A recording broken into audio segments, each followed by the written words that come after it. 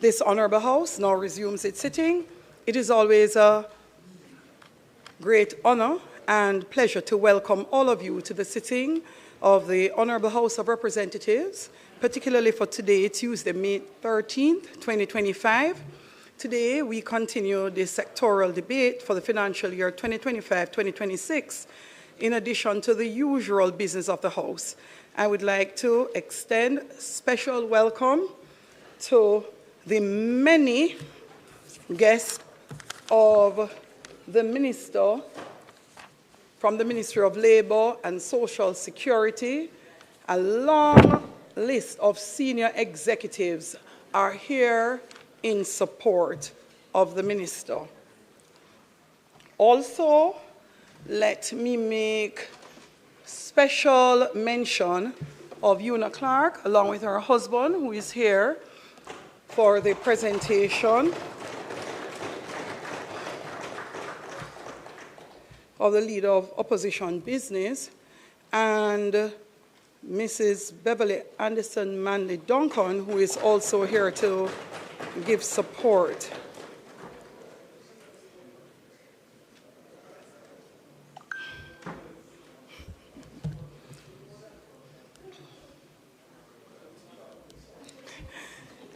Welcome to the House of Parliament, Prime Minister.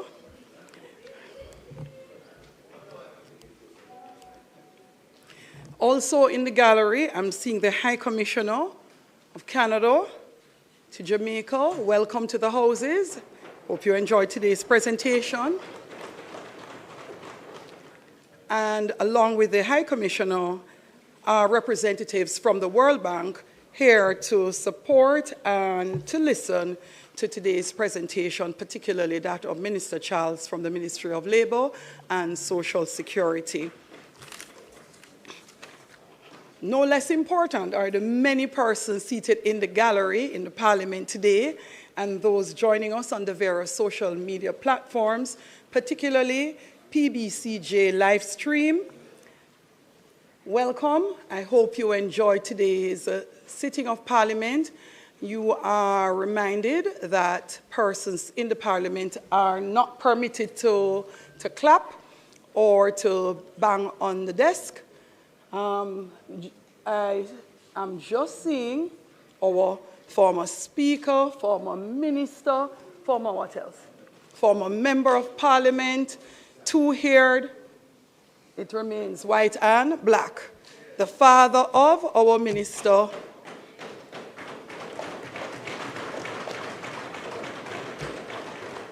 Colonel Charles Sr. Call of the roll. Mr. Clark. Here. Mr. Bartlett. Dr. Holness. Here. Dr. Chang. Mrs. Williams. Ms. Grange. Mr. Mackenzie. Mr. Chuck. Mr. Vaz. Dr. Tufton. Mrs. Malahoo Fort. Mr. Green. Mr. Charles Jr. Mr. Matthew Samuda, Mr. Morgan, Mrs. Cuthbert Flynn, Mr. Main, Mr. Davis, Mr. Terrelong, Mr. Hutchinson, Mr. Witter, Dr. Dunn, Mr. Brown, Dr. Brown-Burke, Dr. Charles, Mr. Chin, Mr. Cousins, Ms. Crawford, Ms. Daly, Mrs. Dalrymple Filbert, Ms. Davis, Mr. Goulding, Mr. Graham, Dr. Guy, Ms. Hamilton, Ms. Hannah, Mr. Enriquez, Mr. Henry, Mr. Hilton, Mr. Jackson, Mr. Lawrence, Ms. Lee, Mr. Miller, Mr. Montague, Ms. Morrison, Mrs. Nita Garvey, Mr. Paulwell, Mr. Phillips, Dr. Phillips, Mr. Robertson, Mr. Robinson, Mr. Carl Samuda, Mr. Shaw, Mr. Siblis, Mr. Slowly, Mr. Smith, Mrs. Vaz, Mr. Warmington, Dr. Wheatley, Mr. Williams, Mr. Wilson, Mr. Wright, and Dr. Guy. Thank you, Madam Speaker. Thank you, House Leader.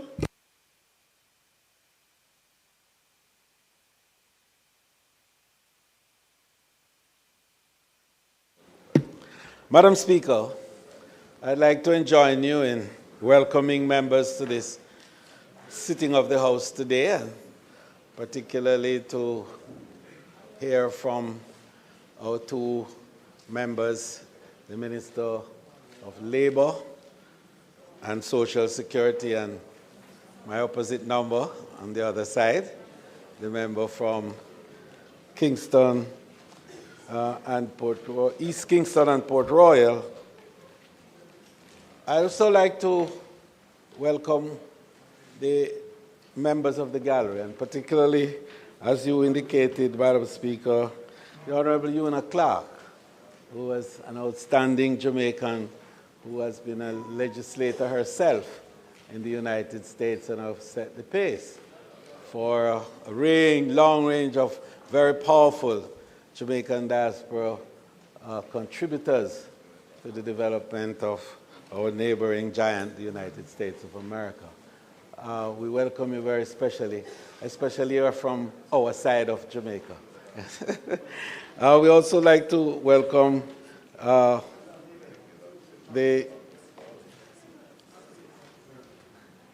Honorable Pernell Charles, who himself been a Speaker of this Honorable House and a minister, as well as a trade unionist. A lot of people forget that. A trade unionist of great excellence, in fact, in your time. And a lot of people don't know, but for whatever my sins have been, Pernell Charles has had something to do with my getting into representative politics, because he actually was the first person who introduced me after I left university to the then leader of the opposition. So, and for that I've done one simple thing, Madam Speaker, and that is to give him a tennis ball and a racket 44 years ago, and you look at him today. And he plays the game every day, he tells me, every morning, and he looks as though he's only, what, 40? Okay. I'd like also to welcome very specially Mrs. Beverly Manley Duncan, who is here with us, the High Commissioner for Canada, who is here, the representative from the World Bank, and the very powerful team of public servants who are here joining the minister and enabling his presentation to have the power that we know it should, and more importantly, to give the hope to the many Jamaicans who are waiting today to hear how that great ministry is going to meet their needs. Madam Speaker, today's session will flow in the normal sense. We are going to allow for the agenda to flow today, because the items are of such that seamlessness will be the order of the day. We will allow for our speakers the usual way to have the courtesies that we normally extend, and we know that they will always use the time efficiently and well to ensure their full execution. May it please you, Madam Speaker. Thank you, House Leader. Statement by ministers. Announcements. Clerk. Laid on the table of the House are the following: annual report and audited financial statements of the National Works Agency for the financial year 2017-2018. Annual report of the Jamaica Vacations Limited for the financial year 2022-2023. Annual report of the Devon House Development Limited for the financial year 2023-2024. GOJ Audit Committee's annual consolidated report for the financial year 2023-2024 and its ministry paper number 23 of 2025, entitled GOJ Audit Committee's annual consolidated report for the financial year 2023-2024. Ministry of Labour and Social Security Statistical Bulletin 2024. the Conch Export Levy Rate of Levy Order 2025 and its resolution under the Conch Export Levy Act, the Auditor General's Department's Performance Audit Report on the management of the Production Incentive Program by RADA, the National School Nutrition Policy 2025, reports of the Joint Select Committee appointed to conduct the statutory review of the Security Interest in Personal Property Act, and finally, the Auditor General's Department certified appropriation accounts under Head 17,000 for the Ministry of Tourism for the year 2020-2021. Thank you, Madam Speaker.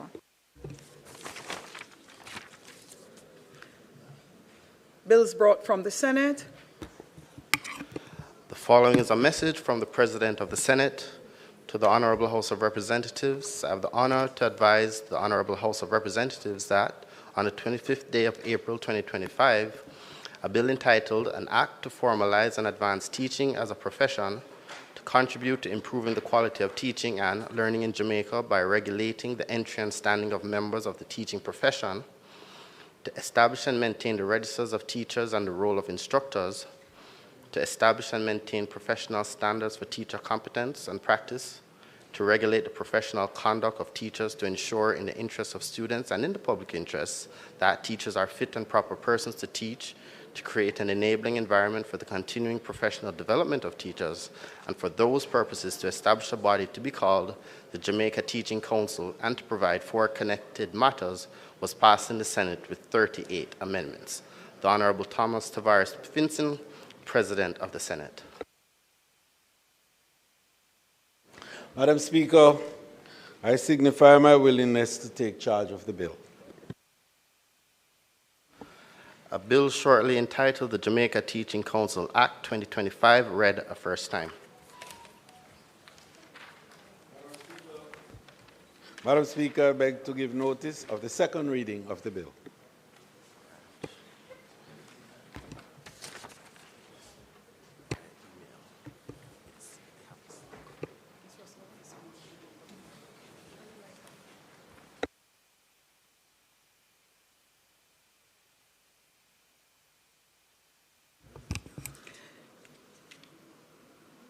Petitions, papers, reports from committees. Minister of Finance and Public Service. Thank you, Madam Speaker. Madam Speaker, I beg to lay on the table of the House a copy of the report of the Joint Select Committee appointed to conduct the statutory review of the Security Interests in Personal Property Act. Madam Speaker, I also beg to lay on the table of the House a copy of the report of the Joint Select Committee to consider and report on the Insolvency Act 2014.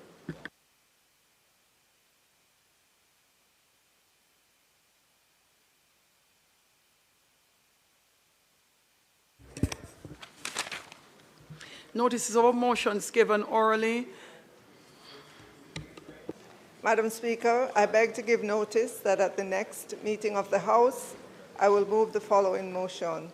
Be it resolved that the report of the Joint Select Committee appointed to conduct the statutory review of the Security Interests in Personal Property Act, which was laid on the table of the House on the 13th day of May 2025, be adopted. Madam Speaker, I beg to give further notice that at a later stage today, I will move for the suspension of the standing orders to enable me to take this motion. And Madam Speaker, I also beg to give notice that at the next meeting of the House, I will move the following motion. Be it resolved that the report of the Joint Select Committee to consider and report on the Insolvency Act 2014, which was laid on the table of the House on the 11th day of February 2025, be adopted. Madam Speaker, I also beg to give further notice that at a later stage today, I will move for the suspension of the standing orders to enable me to take this motion. House Leader. Madam Speaker, on behalf of the Minister of Agriculture, Mining and Fisheries, I beg to give notice that at the next meeting of the House he will move.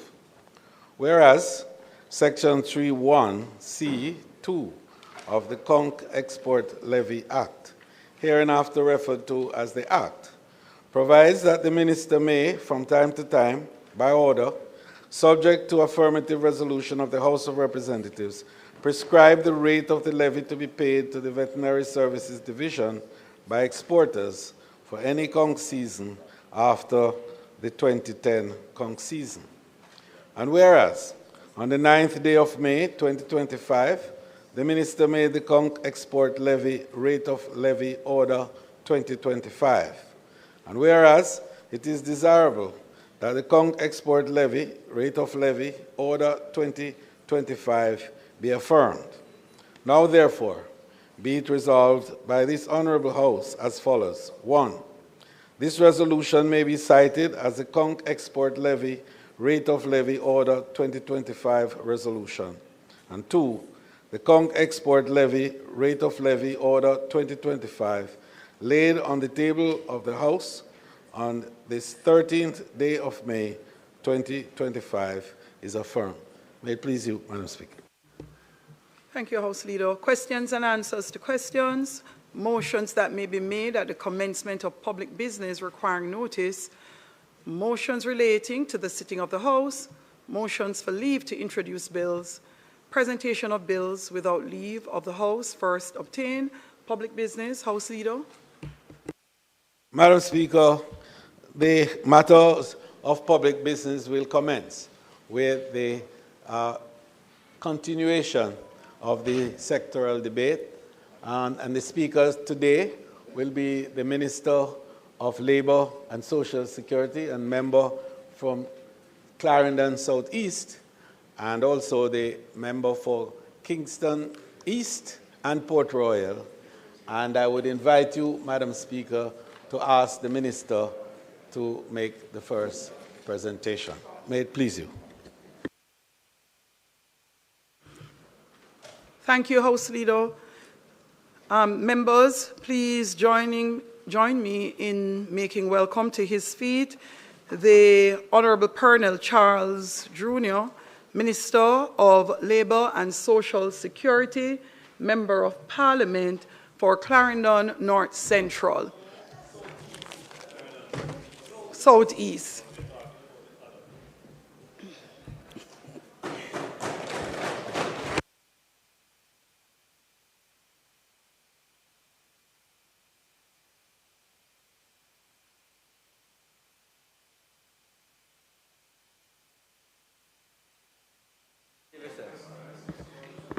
Thank you, Madam Speaker.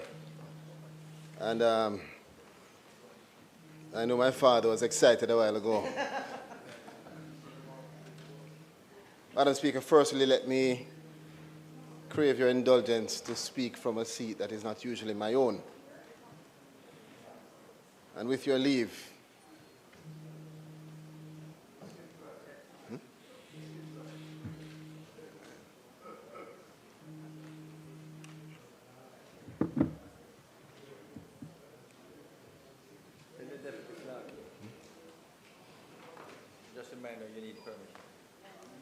Yes, Madam Speaker, seeking permission to speak from a seat that is not usually my own.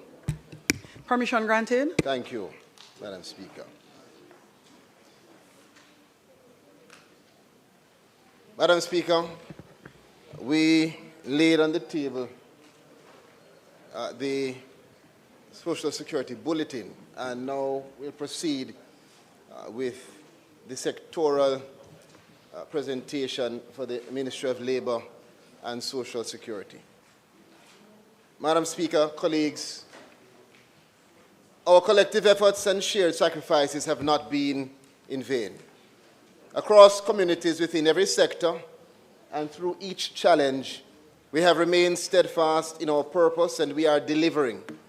The government is delivering on our commitment to strengthen Jamaica's social security framework, to build a more inclusive and resilient labour market, and to uplift those who rely on our policies the most.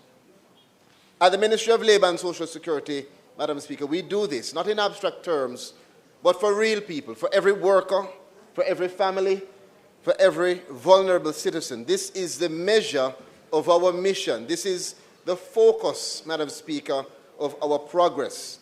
And we are delivering today and securing tomorrow. For 9 consecutive years, I have been blessed with the opportunity to serve the people of Jamaica, and this journey has provided me with a deep understanding of both people and policy, as well as a unique platform, Madam Speaker, to contribute meaningfully to nation building. I am profoundly grateful, and I want to give thanks firstly to the Almighty, who continues to guide my steps daily as I grow in faith with every blessing and challenge He places before me. I wish to thank, Madam Speaker, our Prime Minister, Dr. the Most Honorable Andrew Holness, whose visionary leadership, strategic mind, and compassionate heart continue to inspire a nation. Our Prime Minister has not only placed his trust in me in several portfolios, but remains a tower of strength as he steers Jamaica through its most complex trials and towards its transformative gains. I also, Madam Speaker, acknowledge with sincere appreciation my distinguished colleague and friend. I could never ask for a better Minister of State, Dr. the Honorable Norman Dunn.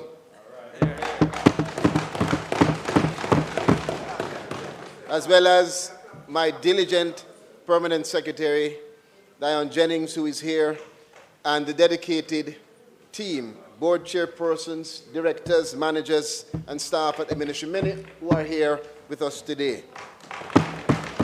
I want to also acknowledge our team in the parish offices and in every department and agency connected to the Ministry of Labour and Social Security, as well as our partners, both local and international. Madam Speaker, while each ministry has a distinct mandate, we are all united in a common national purpose. And I want to thank my cabinet colleagues, fellow members of Parliament, public servants, all stakeholders whose collective commitment continues to shape a stronger Jamaica. And speaking of Jamaica, Madam Speaker, allow me to extend my heartfelt appreciation to my Southeast Clarendon family.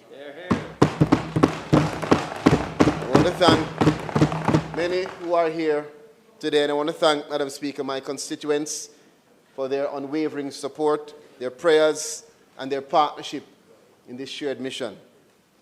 My gratitude extends to my management and constituency teams, councillors, caretakers, party workers who work tirelessly each day to serve one of the largest constituencies in this country. I want to also thank my exceptional executive team, close protection officers, and all who ensure that I am informed, grounded, and safe. Madam Speaker, the foundation of my commitment to public service was laid by my parents and continue to be fortified by my family. I want to thank my father, who is here, senior chief in the family, senior chief, Colonel Charles Sr. That's a signal. That is signaling. And I want to thank also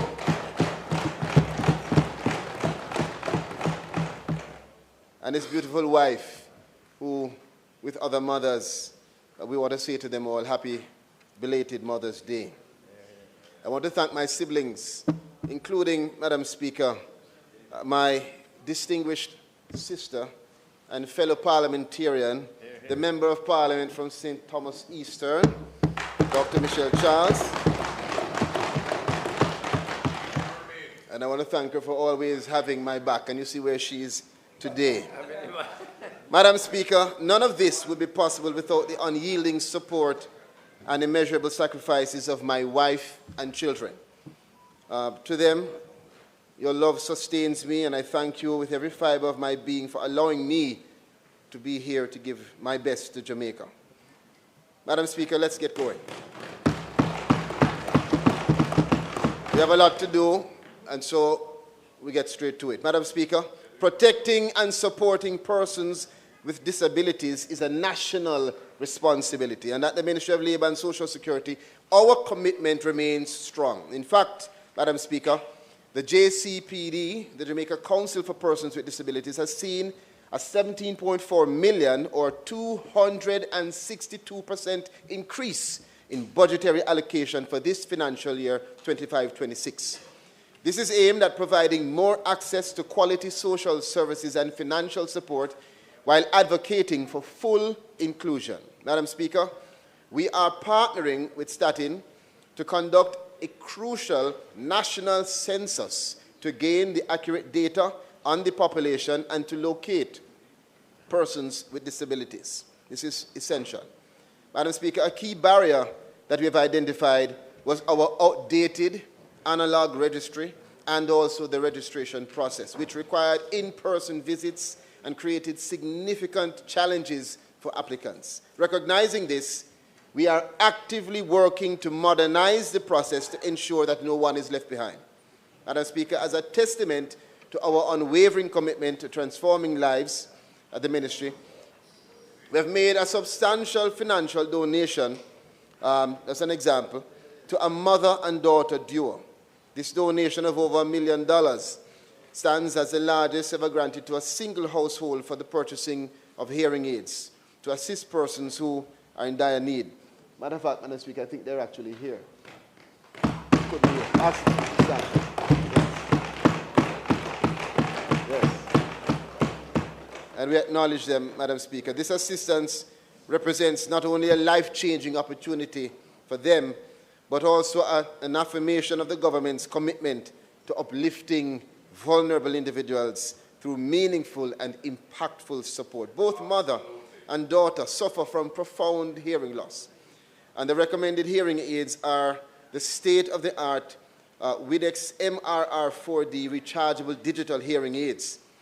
They were selected for their exceptional quality and effectiveness in assisting with profound hearing loss, Madam Speaker. And so both beneficiaries have been given the support so that they are retrofitted with this hearing aid, and also the retrofitting will be done by a renowned audiologist, followed by training to familiarize them with the new devices. Madam Speaker, the Ministry of Labour and Social Security has committed itself to provide continuous support, including resources for vocational training and potential employment opportunities also for both mother and daughter. This extraordinary initiative highlights the ministry's dedication to empower families and for us also to protect our most vulnerable citizens. This is our mission at the Ministry of Labour and Social Security. Madam Speaker, this is why we are pushing for a more inclusive society for individuals with disabilities. We are delivering today and securing tomorrow. Madam Speaker, in a very bold step toward inclusion and accessibility, I am pleased today to announce the launch of the I Am Able app, a groundbreaking tool that will revolutionize how persons with disabilities interact with the Jamaica Council for Persons with Disabilities, and by extension, interact with the ministry. This initiative is in collaboration with UNICEF, and it will be launched in June. Individuals using it will be able to register or to renew their status with the I Am Able JCPD app using mobile phone, simply by uploading their photos of the TRN and other documents that are required. The app also provides real-time updates on the registration process. It reduces the approval time from 30 days to just mere minutes, and this is a big part, Madam Speaker, of our drive towards efficiency in the ministry.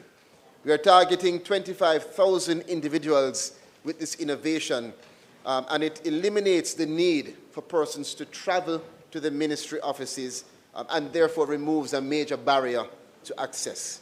Importantly, Madam Speaker, persons with disabilities were directly involved as well in the testing of the app to ensure that it meets their specific needs and not just what we think the persons with disabilities should want. The app offers further benefits, including the applications for tax exemptions, grants, and other forms of support at your fingertips.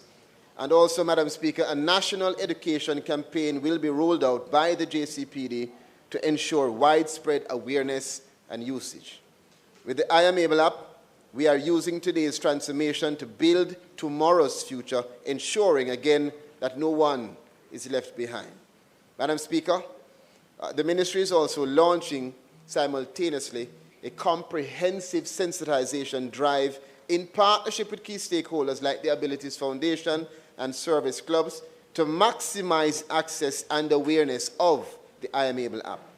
The JCPD will also expand its outreach, and the initiative will enhance coordination across the country, enhance connectivity, and also improve support for persons with disabilities. This is a national effort. I call on all members of Parliament to get involved. And this national effort underscores our commitment to inclusion and will require a growing cadre of specialists, including therapists, social workers, and also artificial intelligence experts. Madam Speaker, to meet this need, we are exploring the creation of the I Am Able Support Network, which will include special scholarships for individuals pursuing studies in disability-related fields and other specialized areas aligned with the Ministry's work. We will also seek to allocate dedicated funding to support this critical initiative and to provide meaningful care and support to the hundreds of Jamaicans, both children and adults with disabilities. Madam Speaker, as a country, we have a duty. We have a duty to promote access for persons with disabilities.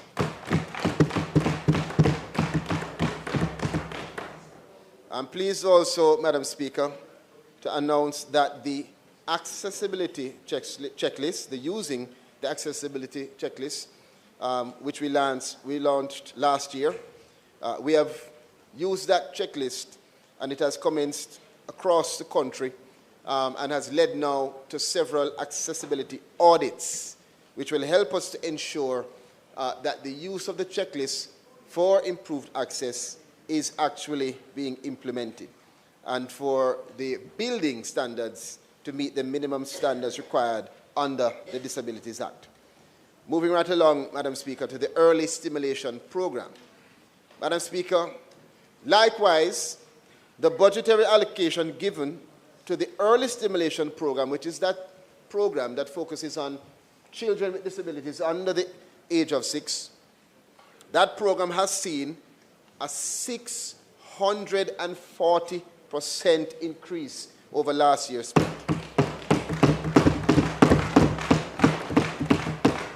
In the last financial year, Madam Speaker, over 6,000 children below the age of 6 with disabilities received training, assistive devices, and grants.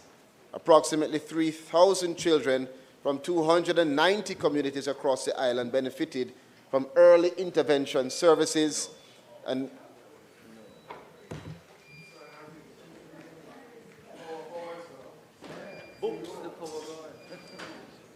that's all right.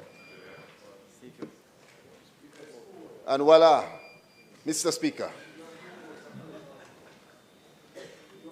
Approximately 3,000 children from over 290 communities across the island benefited from early intervention services, and nearly 2,000 accessed physiotherapy.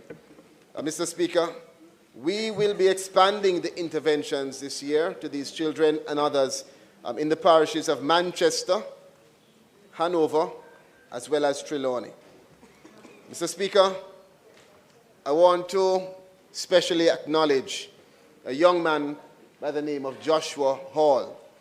Though he could not be here today because he's having exams, Joshua Hall stands as a beacon of determination and resilience, as a proud success story of the ministry's early stimulation program. Diagnosed with developmental delays at a very early age, Joshua was enrolled in the ESP, where he received specialized support, therapies, and early intervention services tailored to his unique needs. Today, Joshua is the holder of 8 CXCs and he is currently pursuing a bachelor's degree at the University of Technology, Jamaica. Madam Speaker, his journey is a reminder to all of us of the transformative impact of early intervention and the importance of inclusive education. Madam Speaker, we move on, Mr. Speaker, we move on to PATH, the Program of Advancement through Health and Education. The true strength of a nation is not always seen in the grand achievements or public accolades. It's found in the acts of care for its most vulnerable, those who sometimes are not seen or heard. Before we at the ministry speak of policies and initiatives, we speak first of the people. And behind every policy, Mr. Speaker, is a human story. Behind every number is a life, someone's mother, father, child, or neighbor. And these are the lives that guide our work at the ministry and remind us why this mission matters. Mr. Speaker, at its core, PATH seeks to promote human capital development of the poor and to reduce intergenerational poverty. That's it. Our Prime Minister, in recognizing this and in recognizing the need to protect the most vulnerable, gave very clear instructions to transform PATH to ensure that it reaches those who need it the most. With this in mind, Mr. Speaker, my Minister of State and I, along with our team, we have set out on a mission. We journeyed across the length and breadth of Jamaica, holding several town hall meetings and stakeholder engagements with over 1,000 Jamaicans. Let me tell you, Mr. Speaker, what we heard was powerful. We listened, and we have taken their input and concerns seriously. Mr. Speaker, we have established the Technical Path Review Committee, composed of local experts working in tandem with international partners to guide the development of a more inclusive and relevant approach to the identification of beneficiaries. Additionally, through partnership with the World Bank, we are now completing a comprehensive assessment of PATH. This includes an analysis of the processes and targeting methodology and a thorough assessment of the automated system we use for beneficiary selection. And many Jamaicans, many Jamaicans have expressed their concern and sometimes frustration with this system that is utilized for beneficiary selection. This assessment is ongoing, and we expect to improve the effectiveness of the program, including the accuracy in selecting families in need. Madam Speaker, Mr. Speaker, sorry. While we await the final report, we are not standing still. In fact, Mr. Speaker, we are moving with urgency. We are taking decisive action to correct the issues with our Beneficiary Management Information System, which is the BMIS that we speak of, through which PATH is administered. As a result of our ongoing work, Mr. Speaker, families whose benefits were interrupted, listen carefully, listen to this, Mr. Speaker. Again, we are waiting for the final report, but in the interim, we are not standing still. We are moving forward. Families whose benefits were interrupted will resume receiving their benefits within the next 3 payment cycles, and that is hundreds, maybe thousands of families. We are currently also advancing this process and determining the most feasible route to remove the existing digital barrier. Importantly, Mr. Speaker, technology for us, it must enable, not impede, service delivery. Mr. Speaker, additionally, the ministry has implemented an accelerated strategy to transition PATH applications from provisionally approved status within the last 12 months to registered status. What that means is that thousands of households that have been waiting will now be transitioned with urgency. This means that over 3,000 additional families will start receiving support in this financial year. And as I know it will be asked, let me say it. Of that number, already more than 600 families have been identified and transitioned, and we are in the process, and they should start receiving PATH benefits by June of this year. Mr. Speaker, education is key. It's a linchpin. That is the most vital and fundamental mainstay in alleviating poverty. And this financial year, 25-26, will see a significant increase in the value of tertiary bursaries and post-secondary grants offered to students in PATH households. We have increased the funding for PATH social assistance, for tertiary bursaries, post-secondary grants, and steps to work by 54.19%, Mr. Speaker. This is a significant budgetary increase from last year's 479 million to now 740 million for the financial year. This is going to significantly improve the lives of thousands of families across Jamaica as we continue to deliver today and secure tomorrow. Mr. Speaker, the PATH review that we speak of has also reiterated the increasing demand for social services and the need for Jamaica to have additional social workers so that we can effectively deliver our welfare programs. With that in mind, the Ministry of Finance and the Public Service has welcome.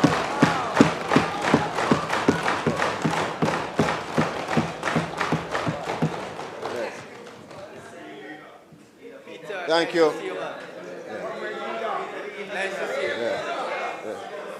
Yes. Mr. Speaker, let the Hansard read.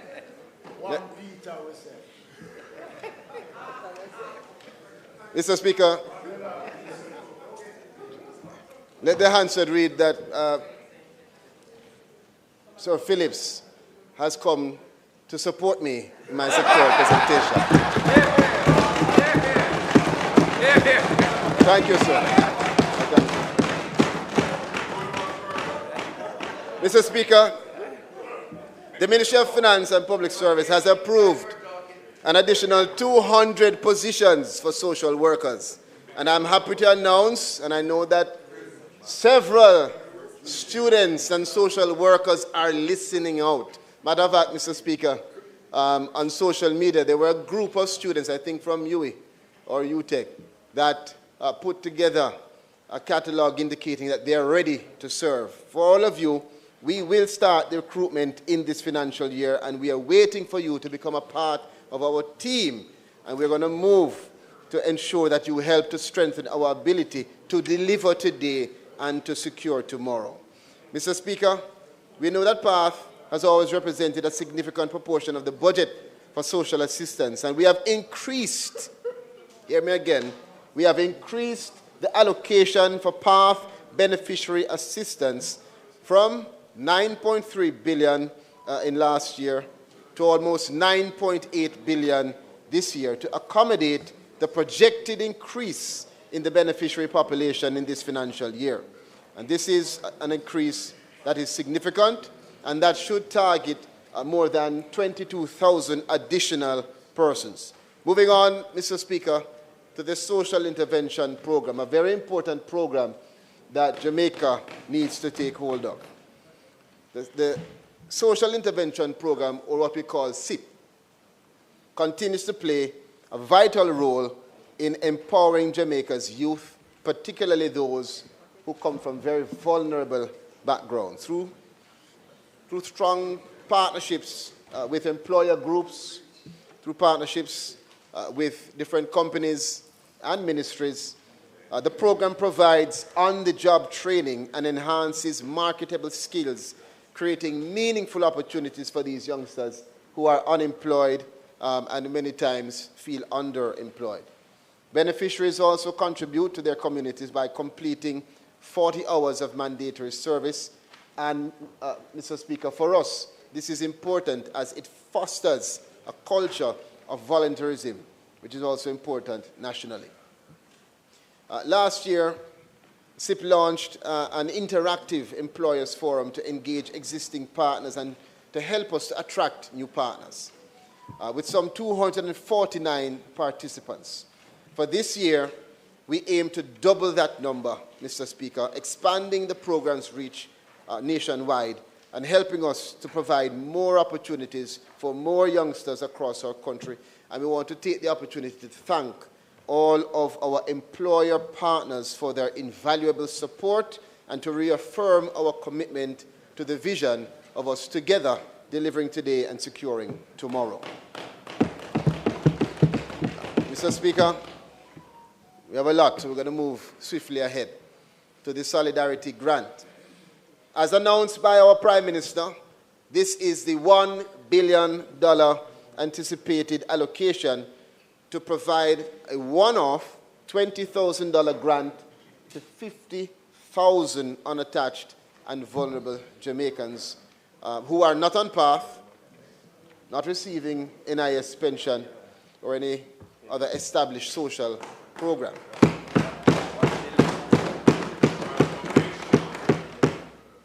Mr. Speaker, to be clear, the target groups under the Solidarity Program are youth who are not engaged in education or employment at this time. 2, elderly persons who are in need, who are not now on social pension or receiving pension. 3, persons with disabilities who are facing hardship. 4, medically indigent individuals. 5, low-income informal workers in need. And 6, micro businesses that have been affected by disaster, of which we know we have many. Mr. Speaker, the Ministry, in partnership with the Information and Communication Technology Authority, ICTA, which we know formally as eGov, will also utilize what we call the Solidarity Platform, which was the previous platform used also for CARE. We'll use that platform to deliver this support to the beneficiaries. While we are now in the process of still finalizing the full implementation framework, we have thus far proposed a 3-pronged approach to the beneficiary identification and support. First, members of Parliament will work directly with our Solidarity team to identify at least 300 eligible beneficiaries within their constituencies.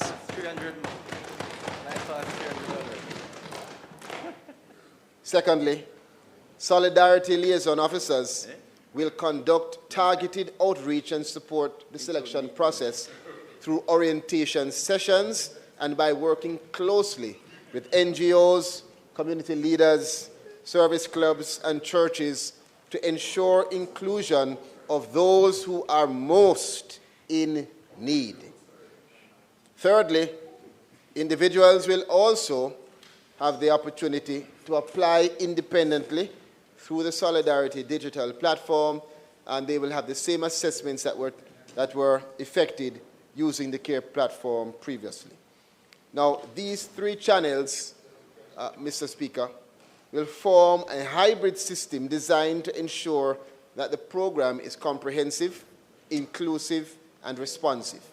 And this initiative is not only to provide immediate relief, but integrated into the initiative are different elements to connect beneficiaries to long-term services such as social protection programs and job readiness support, helping them to transition into the labor force and the formal economy. And the more details will come later. I'll give you an example.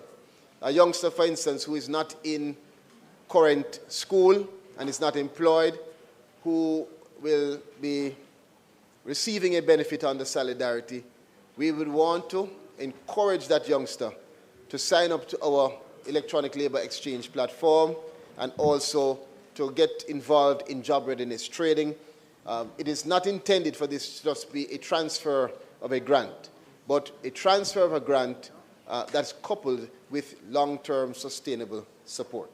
In short order, the Ministry will inform the public of the the further details upon confirmation of the formal application process, but I assure you that it will be accessible, transparent, and inclusive.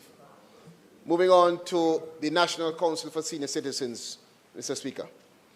Our senior citizens are among Jamaica's most valuable assets, possessing a wealth of knowledge, experience, and skill. As the population ages, it is our national duty to protect their health, safety, livelihoods, and dignity. To this end, a working committee has been actively developing standards to establish the foundation for the care and protection of our elderly. We aim to issue to Jamaica drafting instructions for the elder care legislation by the end of this financial year. That will be instrumental. This year, Mr. Speaker, we will prioritize conducting an organizational review for the institutional strengthening of the NCSE, which is the National Council for Senior Citizens. Our goal is to equip it with the additional resources needed so that it can effectively provide critical services to our seniors, and this will be a priority in this financial year. Additionally, we are empowering our seniors 60 and over through expanded learning opportunities. The NCSE, in collaboration with Heart NSTA Trust, trained recently 43 senior citizens in digital literacy, including online banking, cyber safety, and the service application usage, and all of these seniors earned certifications from City and Guilds. In addition, Mr. Speaker, through support from the Universal Service Fund, all graduates will receive either a laptop or a tablet to further their digital literacy skills. Matter of fact, last Friday, we proudly, in collaboration with both HEART and USF, handed over 8 laptops to 8 of the top graduates of the program, including one of the top-notch 89-year-old graduates from the program, who promptly told me that she's a few months older than my father. The training of an additional 30 senior citizens will commence this week. On to social pension program, Mr. Speaker. Mr. Speaker, in 2021, this government implemented the social pension program.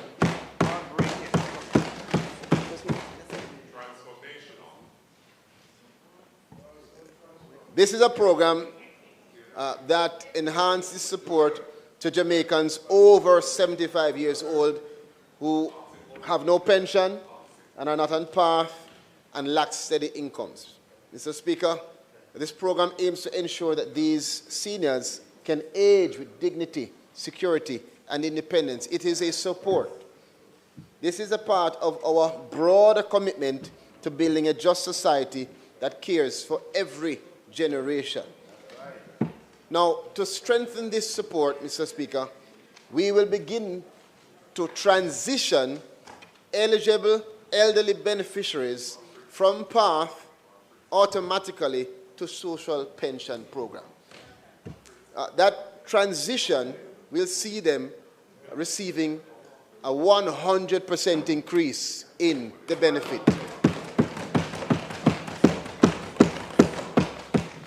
And we are also improving access to benefits while safeguarding the program's sustainability, always balancing, Mr. Speaker, compassion with fiscal responsibility.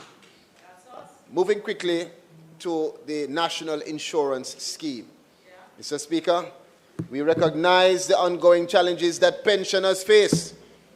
I receive several handwritten letters from our pensioners, and I treasure them.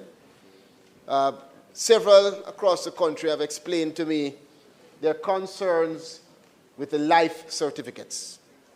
In response, we are working with the ICT authority to launch the AmAlive mobile and web applications. This will utilize facial recognition technology and provide proof of life, and certainly is going to reduce the need for our pensioners to travel to parish or out of parish or to the post offices. However,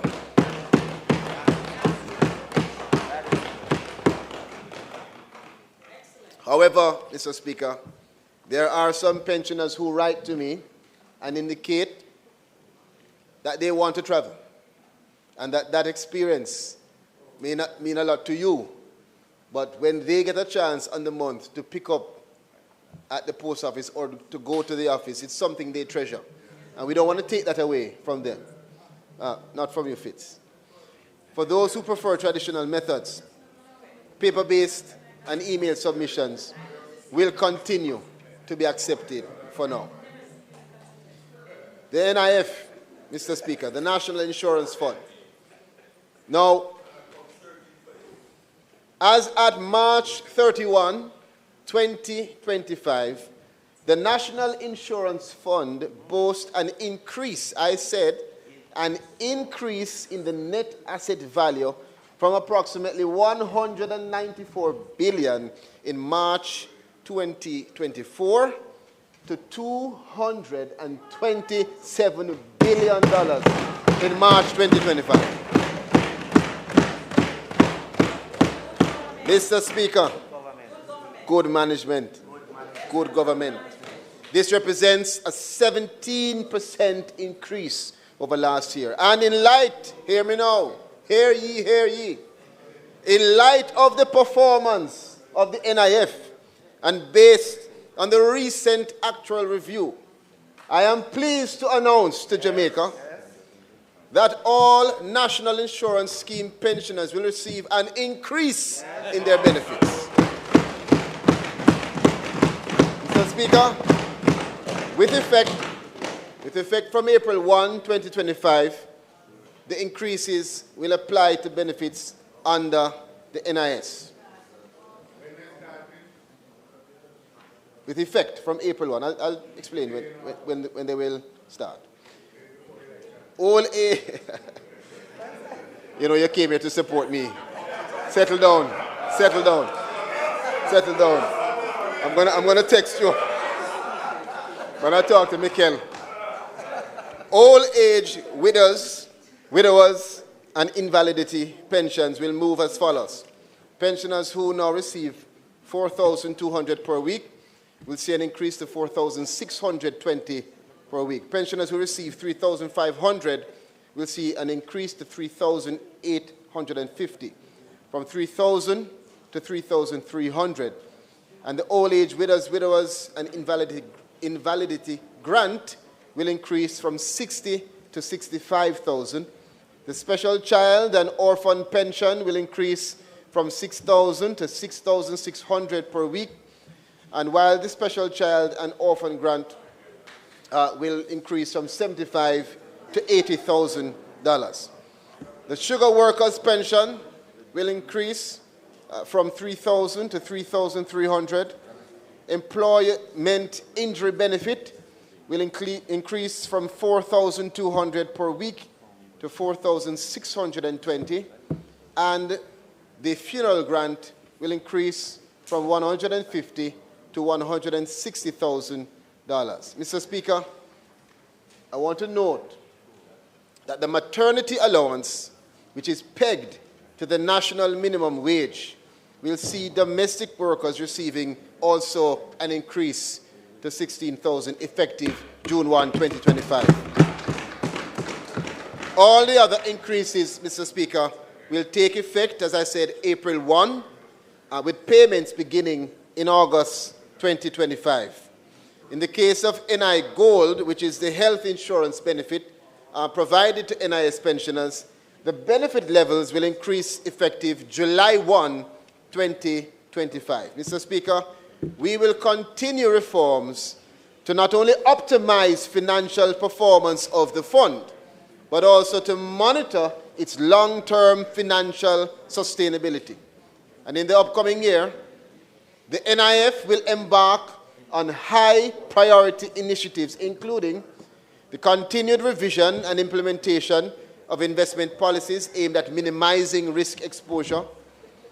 We'll continue the strategic review and realignment of the fund's real estate assets to improve overall portfolio performance, and the development and renovations of key properties to align with market demand, compliance standards, and to ensure operational efficiency. Madam Speaker, Mr. Speaker, the NIF will be embarking on some critical priority initiatives to include the development and the renovations of properties, including our own parish offices.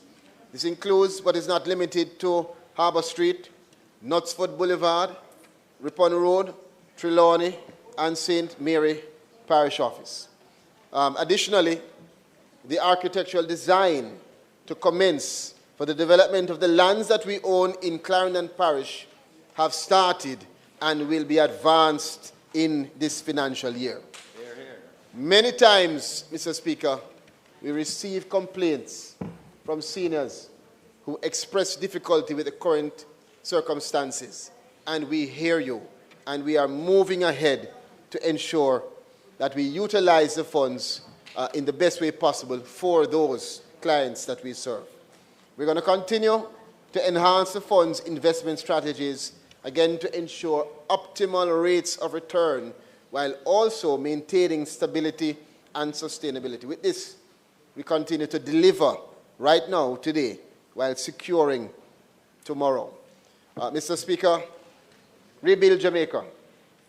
The impact of Hurricane Beryl cannot be understated. It was significant. Many Jamaicans, thousands, have been affected.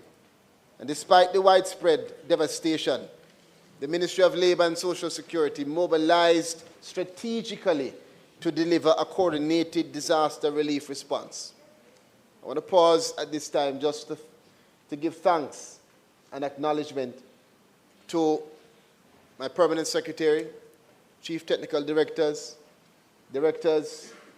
every single social worker and staff member of the ministry, who I can tell you were out and working tirelessly, despite the fact that many of them were victims of the hurricane. Many of them had their roofs damaged and their houses damaged, and family members were damaged. And they were out giving their service. We want to give thanks to them. Through this initiative, through the Rebuild Jamaica initiative, over 16,000 households received emergency cash grants amounting to more than $1.4 billion from the government of Jamaica. In partnership with humanitarian agencies, Mr. Speaker, we additionally gave support. We assessed more than 19,000 households for damage, and we distributed more than 22,000 food packages, along with several other essential supplies. In the face of this crisis, we stood united as one people, one government, with a single mission: to bring relief, to restore hope, and to help our fellow Jamaicans to rebuild and to recover stronger than before. Mr. Speaker, through these strategic partnerships with the World Food Programme, Inter-American Development Bank, United Nations Children's Fund, UNICEF, Food for the Poor, several others, as well as the private sector. Mr. Speaker, the member's time for speaking having expired, I beg to move that his time be extended by 15 minutes to allow him to complete his presentation. Members, the request is on the floor that the presenter time be extended by 15 minutes. Those in favor? Those against? The ayes have it. Minister, you may continue. Mike. Thank you, Mr. Speaker. I was saying, so with the partnerships with several of those organizations, as mentioned, Food for the Poor, private sector, other non-government and faith-based organizations, as well as across government, particularly with the Ministry of Local Government, and we give thanks to the support from Minister Mackenzie and his team as well. We extended additional support to our most vulnerable, including children, the elderly, and persons with disabilities. Now, with all that knowledge, Mr. Speaker, I move now to satellite offices, because one of the discussions that we have been having is to expand the network, the footprint of the ministry. And we remain committed to increasing accessibility. So it means not only having persons come to you, but going to the communities. And we have this people-centered approach, Mr. Speaker, which has led to us having currently 26 satellite locations operational across 7 parishes in Jamaica, bringing the essential services closer to residents, particularly in remote areas, including communities such as Mount Moriah in St. Anne, Adelphi in St. James, Kellits in Clarendon, and most recently in Castleton, St. Mary, 2 weeks ago.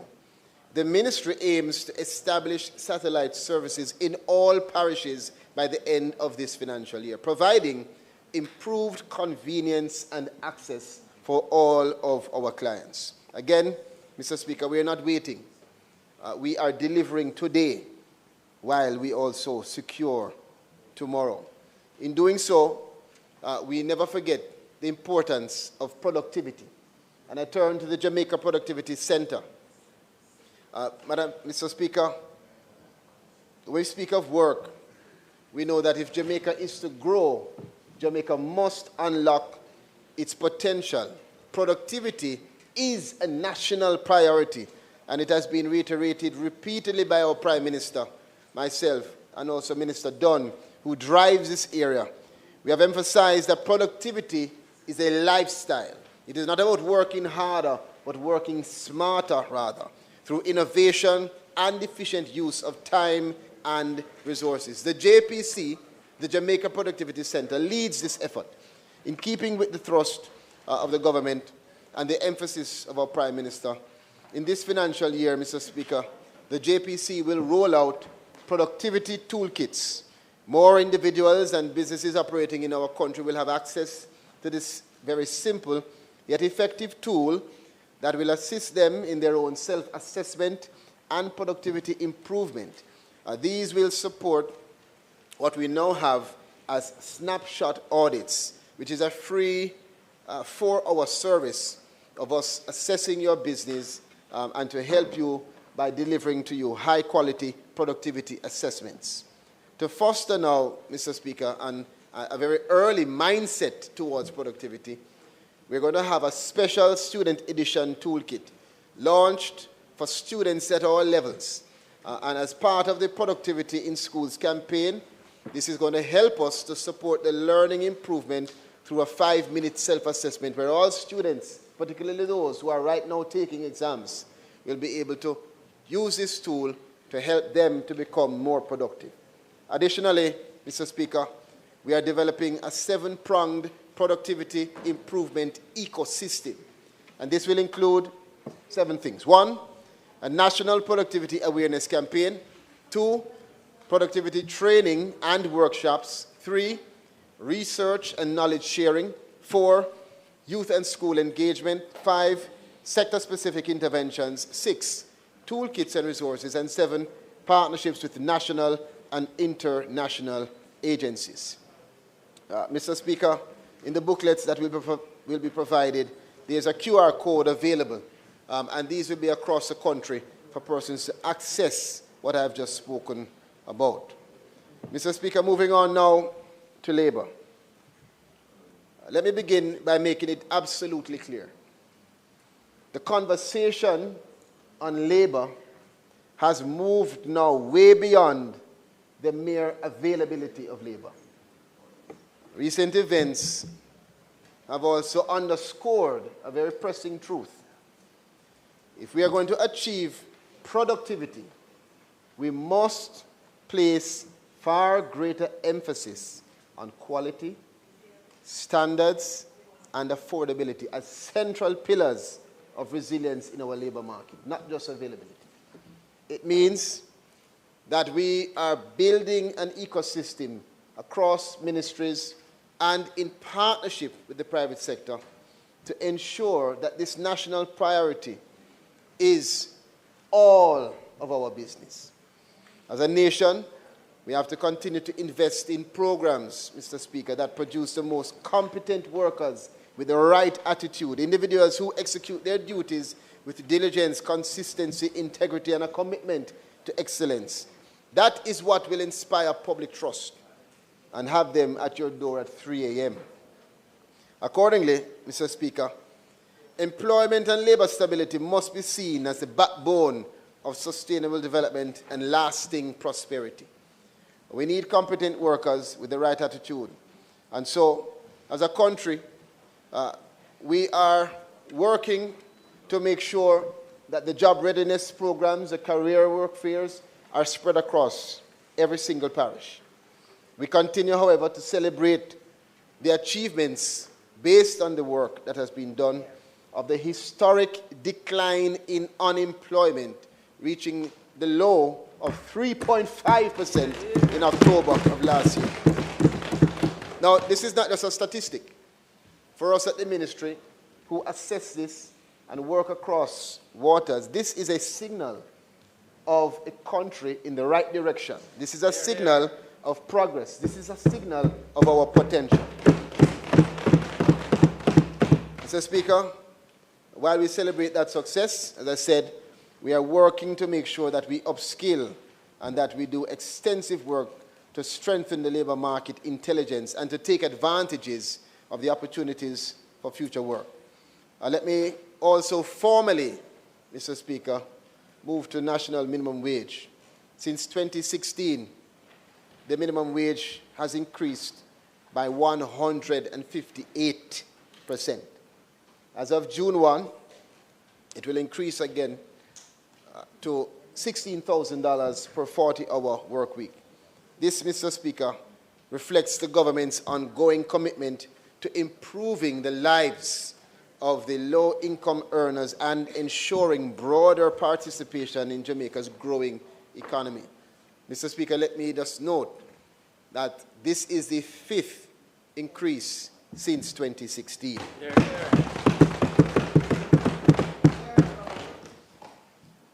I raise that while moving on to industrial relations and just indicating that we at the ministry have noted that we have been able to maintain a relatively stable and harmonious industrial relations climate. Late last year, Mr. Speaker, we had instances of industrial action, mainly in the tourism sector.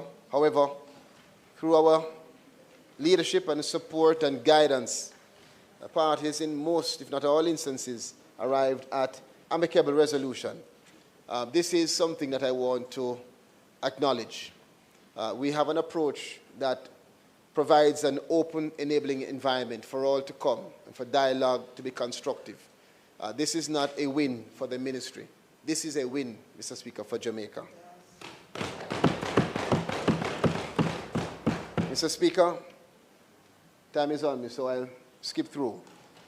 Just to indicate that as it relates to flexi-work arrangements, in June, we will be participating in the ILO conference that focuses on the global standards for platform work. Because so many of our youngsters now, well, not just youngsters, so many of us as Jamaicans are involved in flexi work, whether it is that we have a primary job and have chosen to have an additional, or whether it is your primary job. And this is going to guide what we do in terms of the Employment Flexible Work Arrangements Act, which was passed in 2014. And that, Mr. Speaker, I must say, was passed under the stewardship of Colonel Charles Sr., then Minister of Labor at that time. Yes, a good man, I'm heard. Moving quickly ahead, based on the time constraint, Mr. Speaker, I want to make note that Jamaica has launched last year, November, the Jamaica Just Transition Project. This is a very important project. It is a 2-year initiative of the ministry supported by the ILO and the UNDP to infuse climate action with decent work and social justice principles through research, stakeholder sensitization, and enterprise-level policies.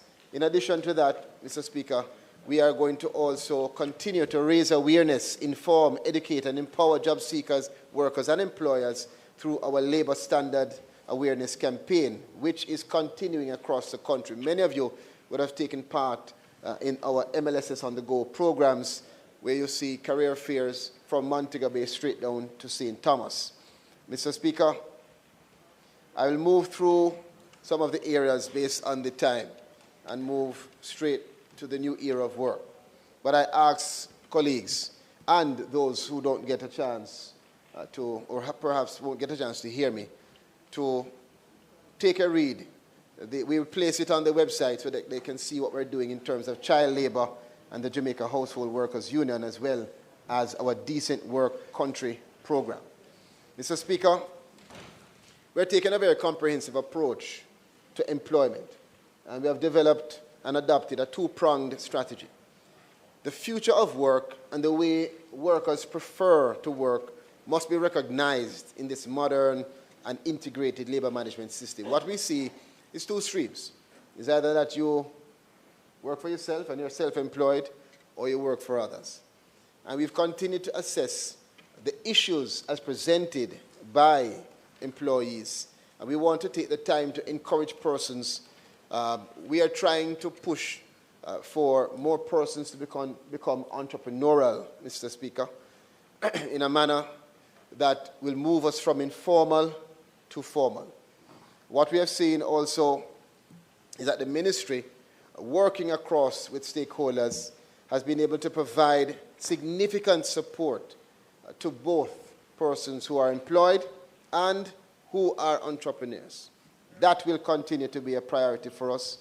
However, we're going to change the conversation a bit from just simply viewing it as employment to, again, seeing yourself as a part of a productivity ecosystem contributing to the value of growth in our country. Mr. Speaker, with that in mind, I want to announce the creation of what we have determined as the National Skills Bank.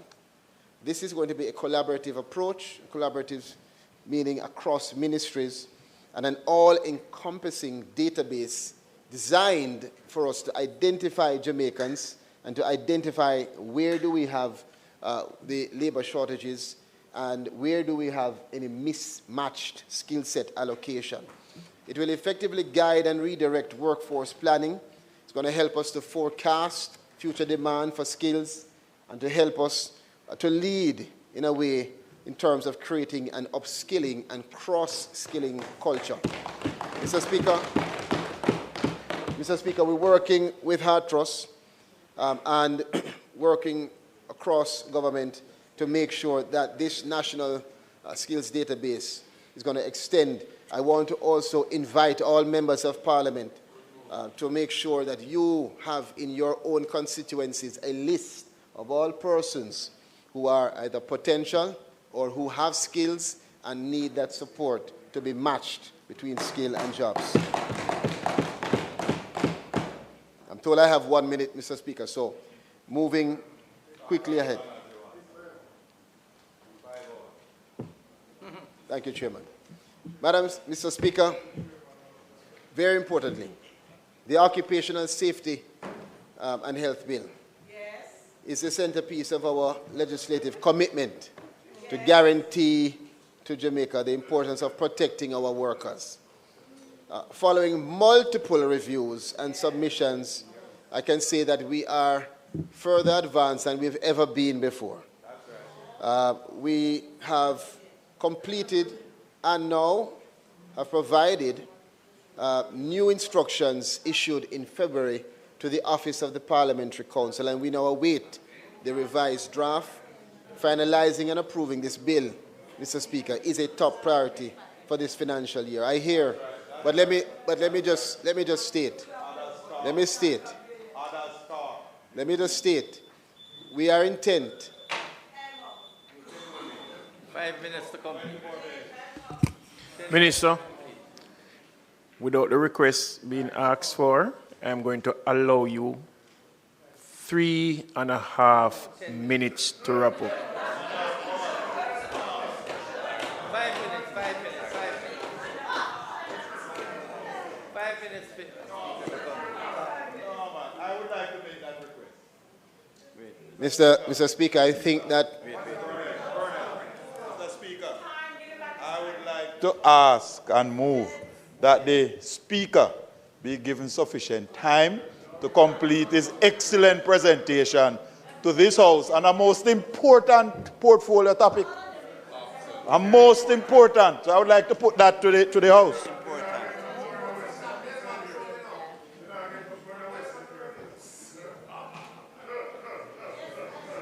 Madam Speaker, back to rule.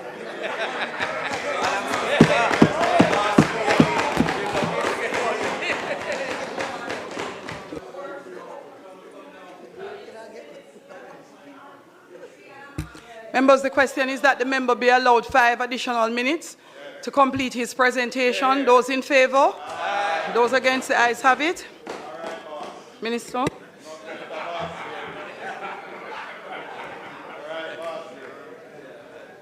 Thank you, Madam Speaker. Yes. Let me move swiftly ahead. Madam Speaker, I'll skip over and move straight to work permit.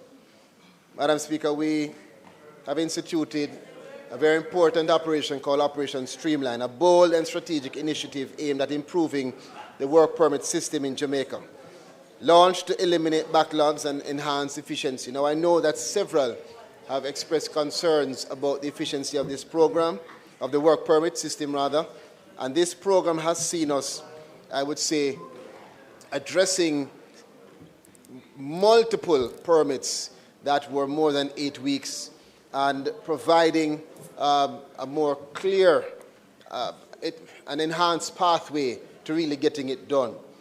Madam Speaker, I want to reiterate that work permits are not issued to displace Jamaicans, but rather to bring into Jamaica critical skills that lead many times to the local job creation and local job training and certification. A key example is the German Ship Repair Jamaica, which is a shipyard in Rockfort where foreign nationals have been brought in. They receive work permits, and over the last year, we saw a significant transfer of knowledge to several Jamaicans coming out of HART, coming out of CMU, enhancing Jamaica's labor force through the support of the work permit system. We're going to continue that, Madam Speaker, as well as we will continue to remain committed to monitoring and enforcing all businesses and to request that do comply with the Foreign Nationals and Commonwealth Citizens Act, and to ensure that our inspectors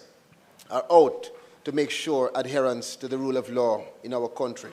Under Operation Streamline, Madam Speaker, we will also implement a fully digitized application system in this financial year. This will see us eliminating a lot of the concerns and reducing paperwork and improving the turnaround time for processing with clear service standards. The modernization of this system is ongoing. Matter of fact, we are now on to multiple user acceptance testing to be done very soon. Madam Speaker, let me move to SPIRO, Social Protection and Increased Resilience and Opportunity, which was announced just to indicate to the country that SPIRO is critical. SPIRO is a $20 million initiative supported by the World Bank. And I want to give thanks to the representative who is here today. Launched last year, SPIRO represents a transformative shift in the social government. It's going to have 3 strategic pillars, Madam Speaker. The creation of a unified social protection information system, which is important. It is a game changer. 2, support to the introduction of unemployment insurance, and also the modernization of the labor market information system. The project is already generating impact through comprehensive assessments led by expert consultants who are here, and those consultants are working hard with our team to overhaul the labor market services. We're also going to see upgrades to the Electronic Labor Exchange as well as the LMIS to enhance the digital infrastructure for employment services. Madam Speaker, as it relates to unemployment insurance, at a later date I'll go into further details, but one of the key lessons that we learned during the pandemic is that you have to have some system, something to respond to the urgent need of many Jamaicans who may lose their jobs. This unemployment insurance is going to be able to help them to remain financially stable while seeking re-employment. And in response, we are proud to indicate that Cabinet has approved the introduction of unemployment insurance benefit, which will also be added now to the suite of benefits provided by the NIS. Moving finally, Madam Speaker, Farm Work Program, or what we properly call the Overseas Employment Program. This program continues to provide vital employment for Jamaicans globally. Simply put, our Farm Work Program, as it is known, is stronger now than before, and the numbers traveling have increased by 10% over the same period last year. Since January to the first week in May, a total of 6,451 persons have traveled for the overseas program, with over 3,800 workers being placed in Canada and the United States since the start of this financial year. Notably, last year we had a total of 14,350 workers placed in jobs in Canada and the United States, underscoring, Madam Speaker, the strong reputation of Jamaican workers and the positive impact of our reform measures. Madam Speaker, challenges for some create opportunities for others, and Jamaica is positioning itself to capitalize on the global shifts that may very well see an increase in demand for overseas workers in North America. With the reassignment of Permanent Secretary Roberts Risden to oversee the North America operations, Jamaica has strategically placed high-level leadership there to enhance our negotiations and to expand our footprints to new horizons for opportunities. Madam Speaker, this is important. When we traveled, we listened to our farm workers. And one of the primary concerns for the farm workers was the medical processing. Several concerns raised about the cost and the necessity of some of these tests before they are able to travel. Since the inception of this program, there has been a requirement for a medical check to be performed in order for workers to go to Canada. Madam Speaker, in an effort to improve the service delivery to Canadian farm workers, we have continued to have the medical checkups and to make sure that we maintain the integrity of the program. However, we are announcing today, Madam Speaker, that the medical examination process for farm workers traveling to Canada will be overhauled, and a new system will be put in place for persons traveling in the program for the 2026 season. This will be done with the guidance of experts from the Ministry of Health and Wellness, with whom my ministry has already started to communicate. And this will coincide with the planned celebrations of the 60th anniversary of the program being recognized in 2026. Madam Speaker, as we continue our upgrades to this program, the ministry has also invested in infrastructure upgrades at its East Street facility. We have improved the dormitories and administrative spaces, with further improvements planned for the medical and bathroom areas. Again, in recognition of the 60 years of the Jamaica-Canada Labour Partnership, the ministry is going to launch a 60th anniversary scholarship program. 60 scholarships valued at $150,000 each will be awarded in September 2026 to children of active farm workers pursuing tertiary education. This is a tribute to the parents' dedication. Additionally, Madam Speaker, the ministry continues to focus on employment readiness. Out of over 4,000 applicants that we got last year, 2,459 candidates were selected after participating in literacy, numeracy, and psychometric testing. Very important. Of these candidates, 2,300 completed training through Heart NSTA Trust in key workplace skills. First time. Some candidates, however, were not successful, but they are not sent back, Madam Speaker. Those candidates are referred for remedial training.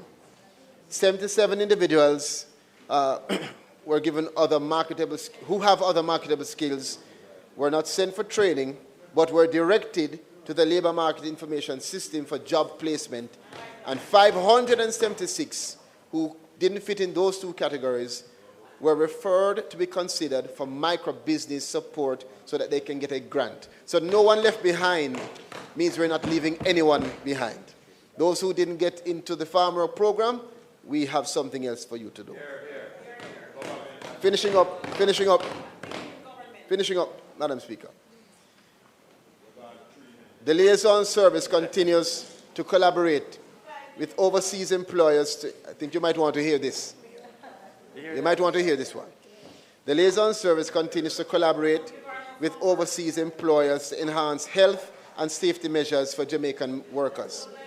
While injured workers typically receive care and financial support through Ontario's Workplace and Safety Insurance Board, some have found the assistance insufficient. In response, Madam Speaker, colleagues, the Ministry of Labour and Social Security is launching an enhanced injury benefit initiative in partnership with the Workplace and Safety Insurance Board and Heart Trust. This initiative will provide improved compensation and reintegration support for our farm workers, including skills training for those who are injured on the job and unable to return. These individuals are now going to receive benefits equivalent to their Canadian counterparts, and those pursuing self-employment are going to be supported again with financial aid through the transition. Madam Speaker, we want to thank the team in the ministry and the liaison officers in the United States and Canada for their hard work and ongoing commitment in realizing this initiative. We are continuing the mission to deliver today and to secure tomorrow. In closing, Madam Speaker, in a time when the world faces uncertainty, Jamaica has chosen resilience. Through thoughtful policy, hard work, and the will of our people, we are not only enduring, we are progressing as we deliver today and secure tomorrow. The Ministry of Labour and Social Security stands at the heart of this national effort, empowering workers, expanding protection, and laying the foundation for a more secure future. Madam Speaker, we will continue efforts to develop the country towards a future of work that is inclusive, that is innovative, and empowering for all Jamaicans across every generation. Madam Speaker, we are delivering today, and we're securing tomorrow. For our senior citizens, the increase in pension benefits marks a bold and compassionate step to protect those who built this country. Again, we are delivering today and securing tomorrow for the most vulnerable among us, with PATH now providing higher benefits and broader coverage for more families, more Jamaicans will eat, more children will learn, and more Jamaicans will thrive. We are delivering today, securing tomorrow, by matching skills with opportunity. For the first time in our history, as I said, we're going to be rolling out a comprehensive national skills database, ensuring that talent is not just trained, but it is tracked, monitored, nurtured, and employed. We are delivering today, securing tomorrow through innovation. The new Jamaica Jobs platform is going to connect Jamaicans directly to real employment prospects, eliminating barriers and building an economy that works for the people. We are delivering today and securing tomorrow, Madam Speaker, by taking our people global. As I said, our overseas employment program is expanding. And for many families, this represents not just a job, but a life-changing opportunity. We are delivering today and securing tomorrow with efficiency. The digitization of our work permit process and the launch of Operation Streamline are cutting red tape, improving access, and making it easier for employers and workers alike. Finally, we are delivering today and securing tomorrow with bold vision. With the implementation of unemployment insurance, it means that no Jamaican will be left behind to suffer in silence during periods of job loss. Not to mention our solidarity program, which is a symbol of what we can achieve when a government, citizen, and stakeholders work together to support those most in need. Madam Speaker, this is not just a checklist of achievements. This is a roadmap of responsibility. It is the manifestation of a government that listens, learns, and leads with action. Madam Speaker,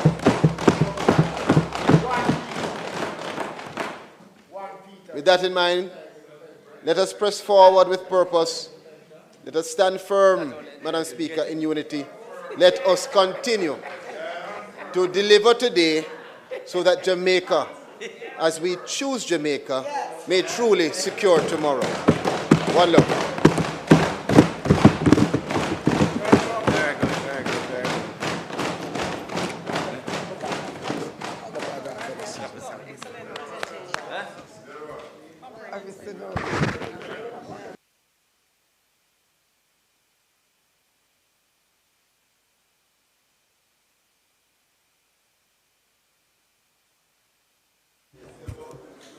House Leader. Madam Speaker, I'm sure that this Honorable House will agree that that was really a powerful presentation from the Minister of Labour and Social Security. I now invite you, Madam Speaker, to ask the member from East Kingston and Port Royal to make his presentation. Thank you, House Leader. Members, please make welcome to his feet the Leader of Opposition Business in the House, the member from East and Port Royal, Kingston, Eastern, and Port Royal. Members.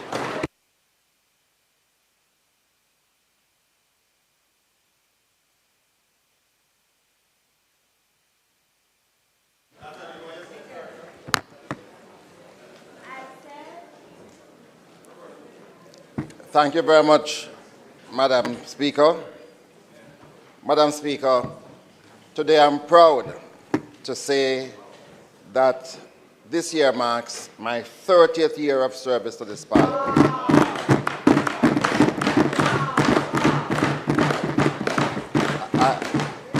I did 2 years, the State of the Nation debate in the Upper House, and this is my 28th presentation here as representative of the people of East Kingston and Port Royal.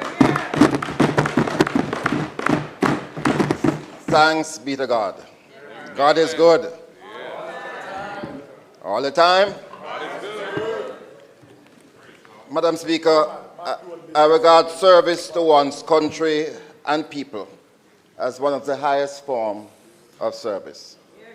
I have served willingly and joyfully through good and bad times. And Madam Speaker, if I were given the opportunity to relive my life, I would repeat what for me has been a life of total dedication and commitment to my country and my people. Today, I rise to address this House on the portfolios of energy, climate change, and agriculture. Madam Speaker, Madam Speaker,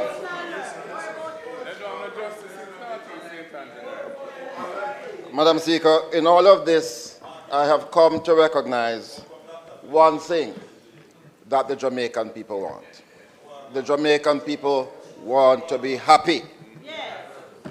They are not looking to be, they are not looking to be in a perpetual state of ecstasy. They simply want a roof over their heads, a viable job, live in a safe community, and general contentment that their families are doing and living well. But Jamaicans, Madam Speaker, are not happy today. Madam Speaker, if they were, we would have had elections already.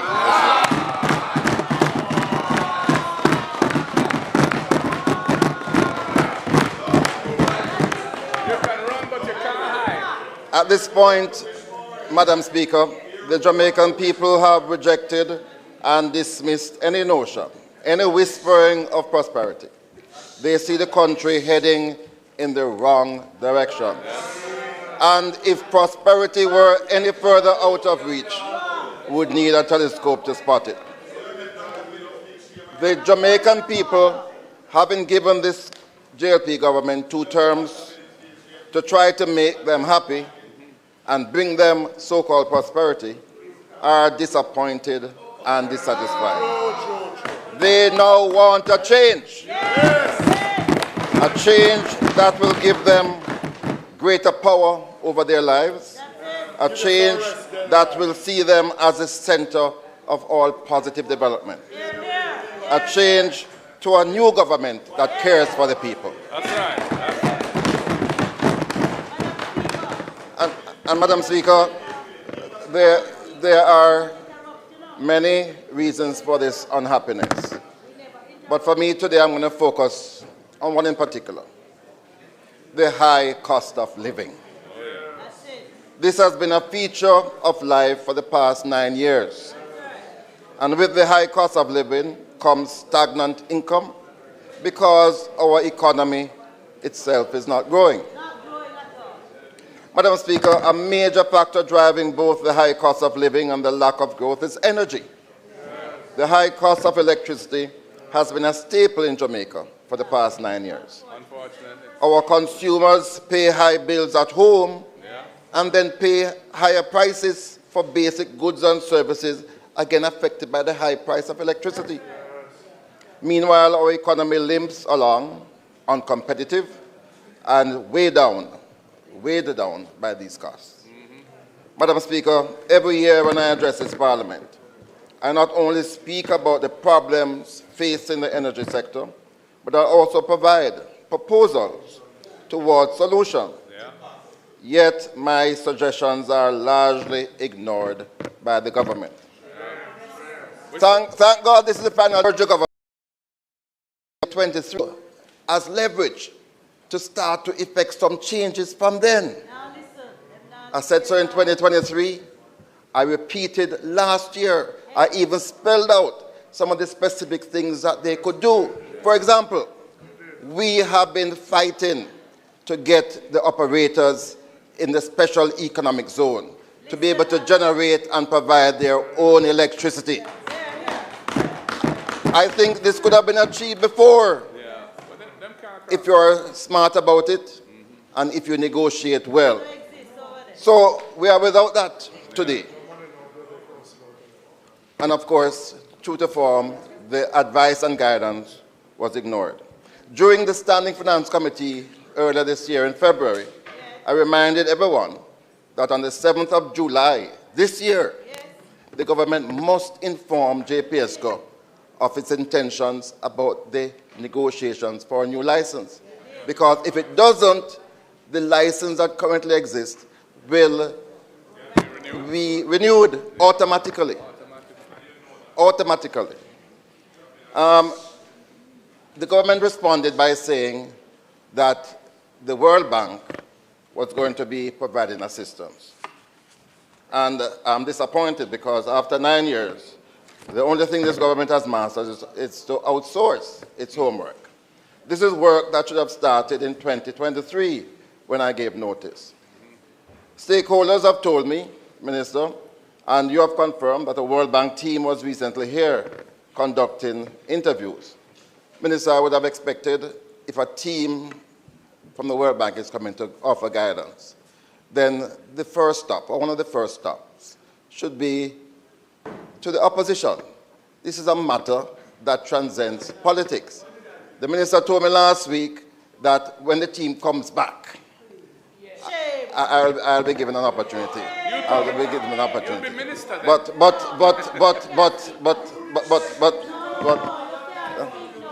So, Madam Speaker, I say to the government, we are now in May, and the government is only in the preliminary stages of consultation. I repeat, this consultation should have started 2 years ago and completed by now. I'm also very concerned, Madam Speaker, that the Energy Council, which was established in 2012 to address issues just like this, has not been convened to provide guidance. Minister, could you say, when you speak, what is the status of the Energy Council? Is this government committed to meaningful consultation with stakeholders in the sector? So let me be clear, Madam Speaker. The negotiations for a new JPSCO license is fundamental to our future, and especially crucial to the twin issues of cost of living and lack of growth. The situation is nothing like it was in 2001, and the minister keeps on saying that I was the one who signed the 2001 license. I was a part of the administration, so I can't deny responsibility, but I was not the minister, just to be clear. Right? So now, Madam Speaker, just as the previous administration, which we were a part of, was bold and visionary in negotiating better terms with cable and wireless in 2000, we too must be bold now in terms of JPSCO. If the World Bank had reached out to me, and when they do, I would have suggested the following areas for reform. Firstly, Madam Speaker, I think the time has passed when we should be granting 20-year license. Yeah. I think because of technology, we need now to look at what changes can happen in a life cycle of a license. And I don't believe that we should be contemplating licenses beyond 10 years. In fact, I would be satisfied with a 5-year license. Makes sense. Madam Speaker, I would also like to suggest to the minister, in contemplating what to do in July of this year, that this right of first refusal that the JPSCO now has, which gives them the right to put on new generation without contemplating other sources, other suppliers, that right be abolished and that all future generation be done by international competitive tendering. And thirdly, Madam Speaker, I think now is the time, having lost the opportunity before, to allow the special economic zone operators to be able to provide their own electricity and to supply within the zone. I believe after this, you're going to see exponential growth in the area of economic zones. I also want, Minister, and even though you brought regulations here recently, I believe that JPSCO has to be forced to come to the table to implement the wheeling arrangements that are now in regulations, but they have not been forced to implement. And also, Madam Speaker, we believe that the time has come for a revolution in solar rooftop provisioning, and that can be a tremendous source of power to our people. And I'll come back to that later on.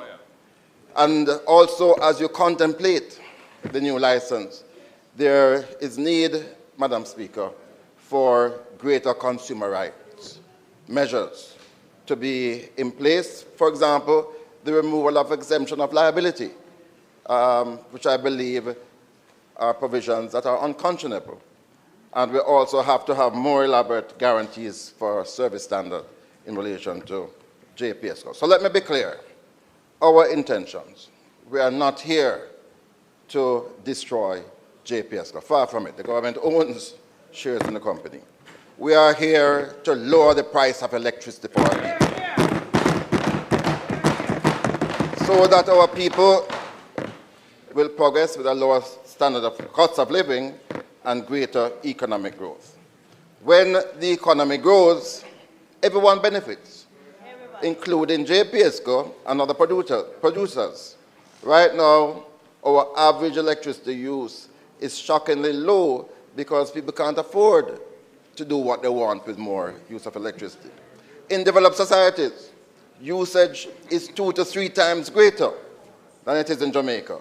Yes. When the price of electricity is reduced, JPSCO will benefit from increased usage. And also, there are other opportunities for revenue streams by the JPSCO. There's a growing market for electric vehicles, and so on and so forth. Madam Speaker, I'm not going to be distracted by the Minister. I want to turn quickly to the issue of electricity theft. Madam Speaker, I will soon be sounding like a stock record on the issue of the stealing of electricity. The fact is that in 2021, I provided this House with detailed suggestions on how this problem can be dealt with by the government. I followed up with a private member's motion from then to engage in a meaningful debate focusing on the role of government as a major player to solve this national problem. To date, nothing has happened, so that consumers continue to bear an additional expense of about 20% to their electricity bills. Let me quote from the Minister's sectoral presentation last year. He says, among the Ministry's priority initiatives is the non-technical loss reduction. And he went on to give an elaborate statement as to what is being done to lower the level of electricity theft. And the strategies that he outlined would cost $74.5 million. From the announcement of those interventions last year, we have heard nothing. And so I am hoping that when the Minister speaks next week, we are going to hear about what has happened in relation to the promises that were made to reduce the amount of electricity. Well, let me go to that right now, because I want to talk about GCT on electricity bills. Yes. So, Madam Speaker, recently the government attempted to provide a benefit to consumers by adjusting the GCT on electricity bills. The net effect has caused confusion. Yes. Firstly, consumers using below 150 kilowatt-hour per month will now, for the first time, be paying GCT at 7%. They were granted a subsidy and a rebate of 10%, so thereby the benefit was a 3% positive benefit. But this smacks of electioneering, Madam Speaker. You know why? Because we don't know today when that subsidy and rebate will be removed. When you give a subsidy and you offer a rebate, especially in a situation where you don't control the operations of the company, then you need to indicate what is the specific time frame for this rebate and subsidy. What it means is once those rebate and subsidies fall, those people who were not paying GCT up to that point in time will be paying 7% on their bills. Also, Madam Speaker, the Minister did announce about a prepaid facility that they were going to do to encourage people to become a part of the formal market. For the first time, these people, Minister, are going to be charged GCT on their bills. So I believe the Minister, when he speaks, will have to provide clarification, because we were told that this was a benefit, and it really is not operating in that way. Minister, I won't even bother this year to go into Petrojam. I will wait next week on your presentation to hear about what is the future of Petrojam. Last year they suffered a loss, and I believe it has a lot to do with the indecision as to the future of Petrojam. But I want to turn now, Madam Speaker, to an issue I alluded to earlier. A major plank of our policy is to promote the rapid expansion in the deployment by individuals of renewable energy, especially using solar technology. A special incentive scheme will be announced shortly, focusing on access to low-cost financing and a much straightforward process to secure energy licenses with a built-in attractive feed-in tariffs. Madam Speaker, our future PNP government has committed to build 50,000 houses, affordable houses, within 5 years. And it's amazing, party leader of opposition, how people have gravitated to the notion that we're going to be solving the problem of housing for poor people finally. So, Madam Speaker, with those 50,000 houses, we are going to be giving power to the people. They will have through solar rooftop sufficient electricity for their needs, and they will also be able to expand beyond their needs to provide electricity for the national grid at a lower cost than currently the grid is able to accommodate. So this is what we mean by power to the people. Power to the people. Power to the people. Mr. Minister, you'll be happy to know that I am moving now quickly to the issue of climate change, and then I have to deal with agriculture. Madam Speaker, climate change is the single greatest threat to the future of humanity. It is now firmly placed in the category of an existential crisis. The need for urgent and meaningful measures from all nations is as great now as it was when the Paris summit in 2016 was held and various commitments were made. Our party, we on this side, remain committed to a number of principles. The international pledge to restrict the growth for global temperatures to rise by less than 2 degrees Celsius. 2, climate justice and common but differentiated responsibilities. This is in recognition of the duty of developed countries to do more and go further in their commitments as a result of their historical responsibility for greenhouse gas emission. Our advocacy on this aspect will be far more assertive than we see now by this current government. Financing and Green Climate Fund, the GCF, which sets aside finances to climate change mitigation and adaptation, is a crucial plank of the climate agenda, and we intend to push that further.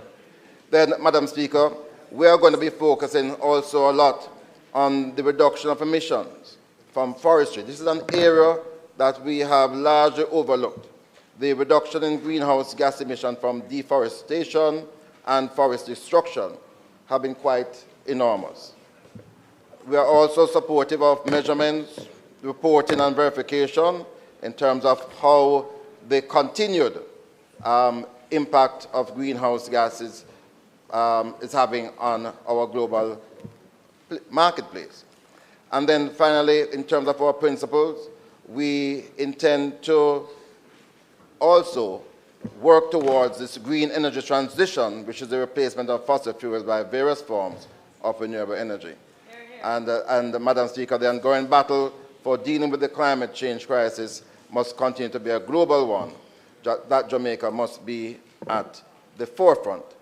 So we welcome the recent appointment of Professor Dale Weber as Jamaica's first special envoy for climate change, and we wish him well. We now await his frequent briefings to this Parliament. Madam Speaker, I believe this issue is so crucial to our future that we need at this Parliament to establish a standing parliamentary committee just to deal with climate change issues. And rather than Professor Dale reporting just to the Minister, he really ought to come here on a regular basis to report to the Parliament on what are the issues taking place, what is Jamaica doing, and I therefore propose that we have a climate change committee for Parliament. Visionary. Madam Speaker, we know that Jamaica, like so many small island developing states, is particularly vulnerable to the effects of climate change, not only in terms of our natural resources, but also our social well-being and our economic development. Subsectors such as tourism, agriculture, fisheries, forestry, and water are very climate sensitive. Yet we saw recently the unregulated development and destruction of mangroves at Fort Rocky. And prior to that, in 2020, we saw NEPA's permit denial for quarry mining in Dry Harbor Mountains being overturned by the Prime Minister himself for economic benefit in spite of the irreversible damage that would be caused to a limestone forest. Actions like these are untenable. Absolutely. I'm going on to agriculture. Madam Speaker, let me turn to a matter fundamental to our nation's future, our agriculture sector.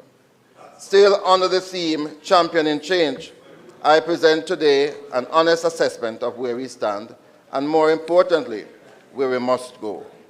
Our agriculture sector, the backbone of Jamaica's economy and rural communities, is at a crossroads.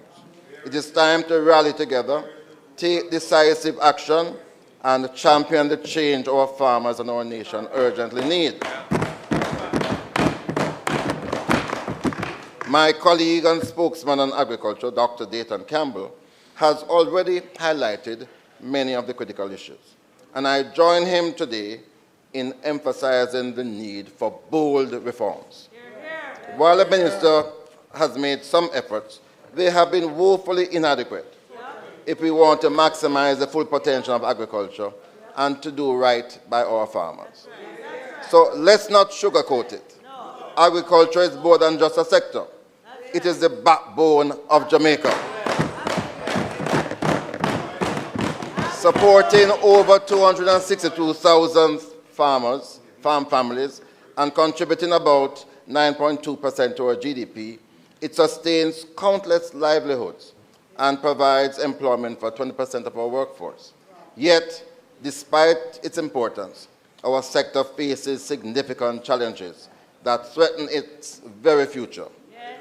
Challenges that the minister is either blind to or simply refuses to see. Over 80% of Jamaican agriculture remains subsistence level, small scale, often unprofitable, and vulnerable to even passing cloud and market whim. In the fourth quarter of 2024, we saw a 12% decline in agriculture, contributing to a 1.8% downturn in the broader economy.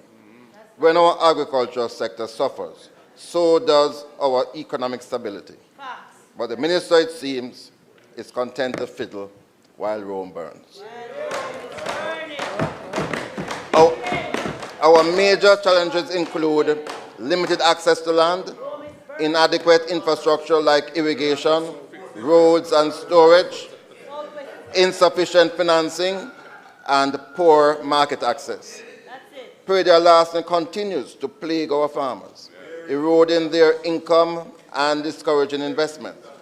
If we do not address these issues head-on, we risk further decline and the erosion of our agricultural heritage, leaving future generations to wonder how a nation so rich in land and talent could be brought so low by poor vision and even poorer governance. Left unattended, these problems will not simply disappear. They will become entrenched, making it even harder for our farmers to provide for their families or compete in a modern world. Madam Speaker, it is high time we stop treating these chronic issues as background noise and start treating them as a national emergency. They truly are. Time come, time come.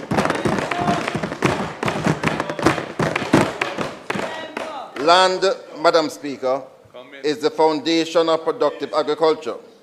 Jamaica's land reform history is rich, from post-emancipation initiatives to the Land Settlement Act and the PNP's land lease program.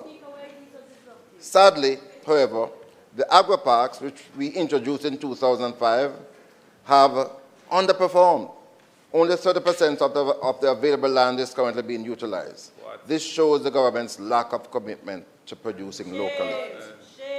We are committed to expediting the issuance of land titles, because a farmer with no title is like a runner in a race with his shoes tied together, going nowhere fast. Land titles will enable our farmers to access real financing and have collateral they can usually use.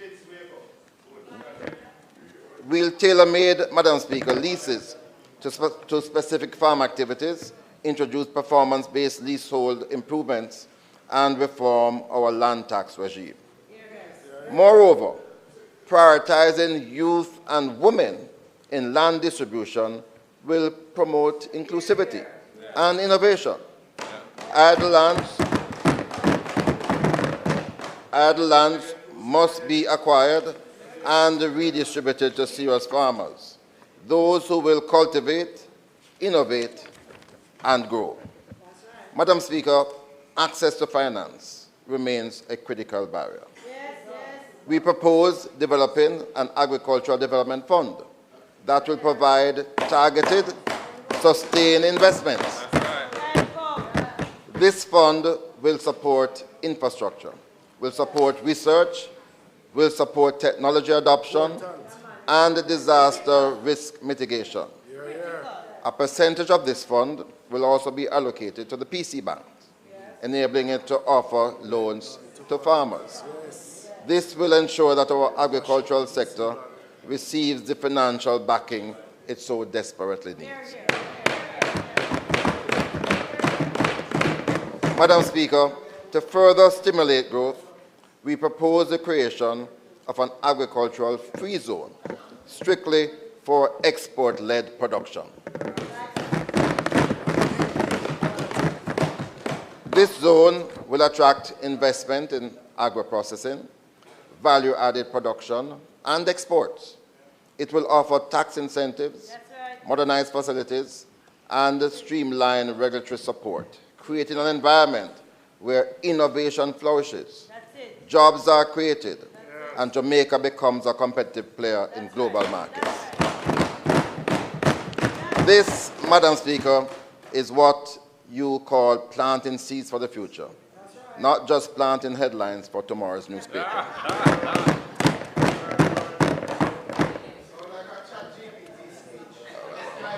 Madam Speaker, only 15%. House Leader, the member's time for speaking has expired.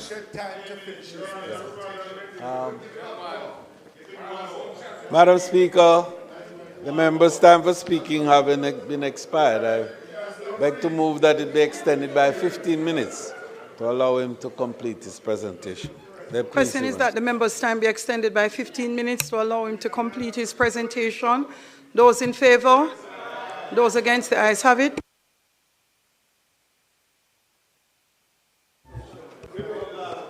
I thank you very much, Madam Speaker, and for all the members who have requested that I continue my presentation.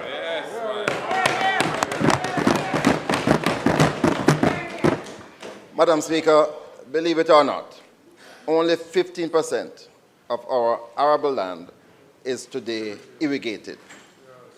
Our National Irrigation Development Plan must be fully implemented and expanded so farmers can produce year-round, rain or shine.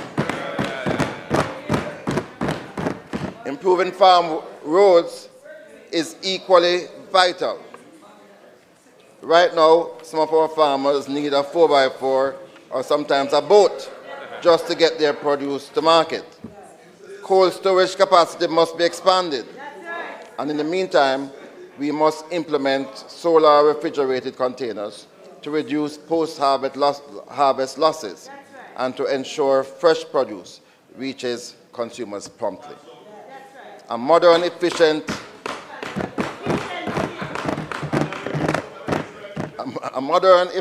infrastructure network is the backbone of a resilient agricultural sector. Our current financing landscape, Madam Speaker, is frankly a desert. Only $147 million, Jamaican dollars, in loans were disbursed in 2023. That's not support, Madam Speaker, that's pocket change. The PNP will increase budget allocations and promote public-private partnerships in machinery, irrigation, cold storage, and marketing. Collaboration with the private sector is essential to drive innovation and efficiency. Unlike the current approach, we don't believe in all talk and no tractor. Madam Speaker, in today's digital age, technology offers unprecedented opportunities.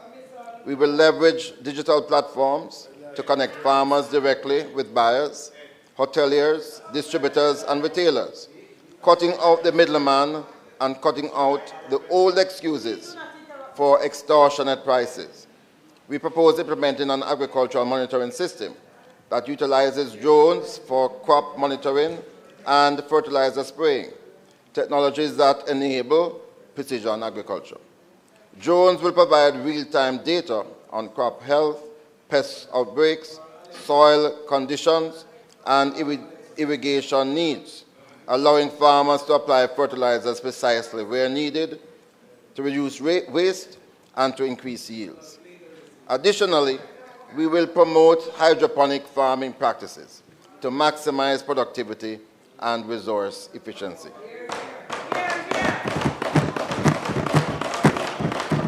Then, Madam Speaker, we intend to partner with the UWI, with CASE, and other institutions. We will invest in research into plant varieties, animal genetics, and modern farming systems. Our research facilities at Bodles, Orange River, Montpelier must be strengthened to support innovation. Madam Speaker, predial larceny remains a scourge. To combat it, we will propose that predial larceny be included under the Proceeds of Crime Act. If someone is convicted of stealing farm produce, their assets must be liquidated to restore the farm to its previous state. Additionally, we will move the burden of proof in these cases from the claimant to the defendant, ensuring that those accused of theft must prove they came by the goods lawfully. Also, Madam Speaker, we propose a comprehensive school feeding program. According to the FAO, 55% of Jamaicans are suffering from food insecurity, and among school children, this translates to approximately 260,000 children. So while the government has announced an increase in the breakfast program, it is still not enough. We will establish a proper school feeding program where all needy students receive at least one nutritious meal per day with ingredients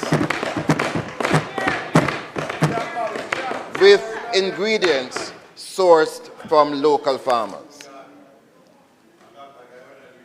Madam Speaker, we have a SMART program, a sustainable management of agriculture through research and technology. We will facilitate the upgrade of livestock genetics to improve productivity. For example, heifers in Jamaica currently produce around 7 liters of milk per day, while their counterparts elsewhere produce up to 18 liters. We will also plan to assist our fisher folks in expanding freshwater fishing and upgrading livestock genetics. Madam Speaker, this SMART plan will include the use of drones not only for land preparation, but also for crop monitoring and fertilizer spraying. This will also support more efficient resource use and higher yields. Additionally, we will promote hydroponic farming practices to increase yields and conserve resources. So, Madam Speaker, agriculture is the heart of Jamaica's sustainable future. With only 15% of our land irrigated, 30% utilization of agri-parks, and a food importation bill that has nearly doubled from US $834 million in 2016 to US $1.5 billion today, not due to inflation, but because of increased tonnage. We face a crisis that cannot be ignored. The government had pledged to reduce the food importation bill by 25% by 2025, yet we have made no such progress. Under no circumstances can the Minister of Agriculture believe that they are doing a good job. It is time to act decisively for the farmers of St. James, Westmoreland, St. Anne, Trelawney, and all other parishes. And St. Elizabeth, Yes. We must do right by our farmers. and secure a brighter future for all Jamaicans. We are committed to championing these changes in agriculture.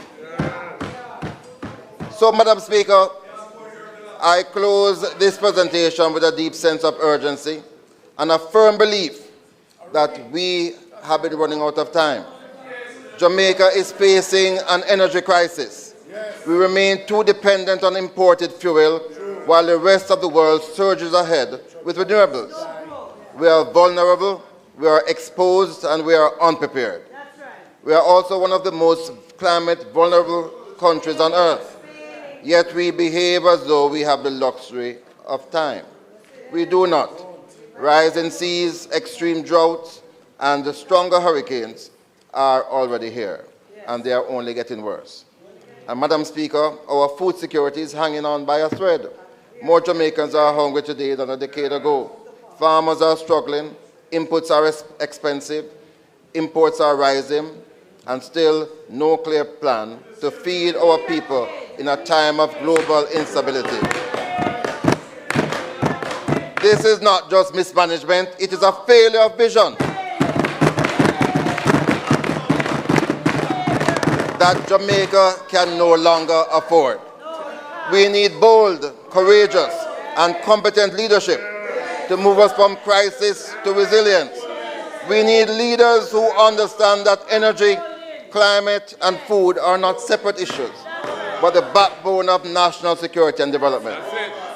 Our party, with the member from South St. Andrew as our leader, we are ready to take charge of this government. We are ready to implement the transformative policies that Jamaica desperately needs. Not tomorrow, not next year, but this year. This is not the time for small thinking. This is not the time for empty promises.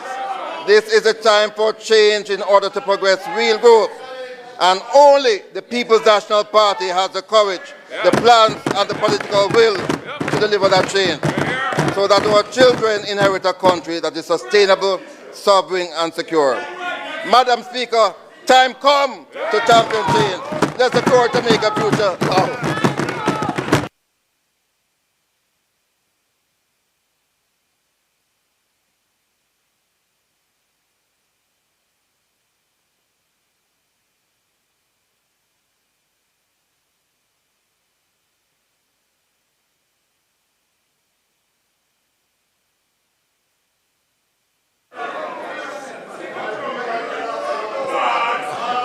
All right.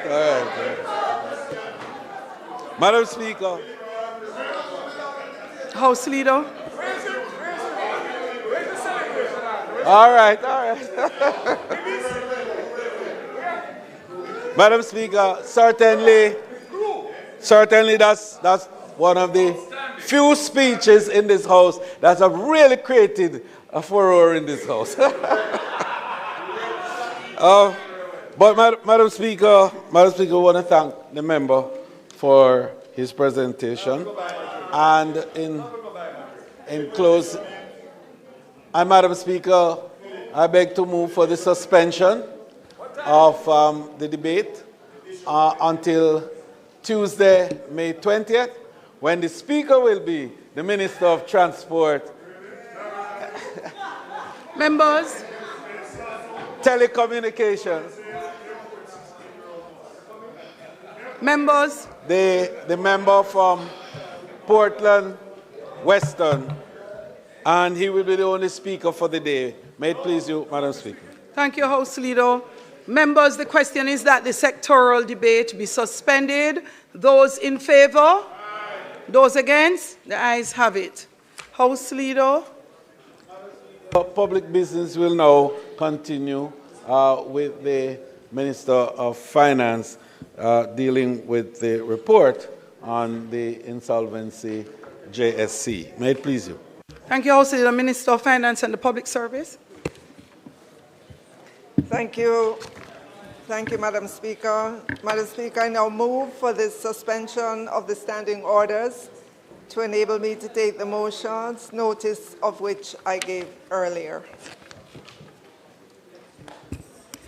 The question is that the standing orders be suspended to enable the minister to take the motion, notice of which he gave earlier. Those in favour? Those against? The ayes have it. Minister. Thank you, Madam Speaker.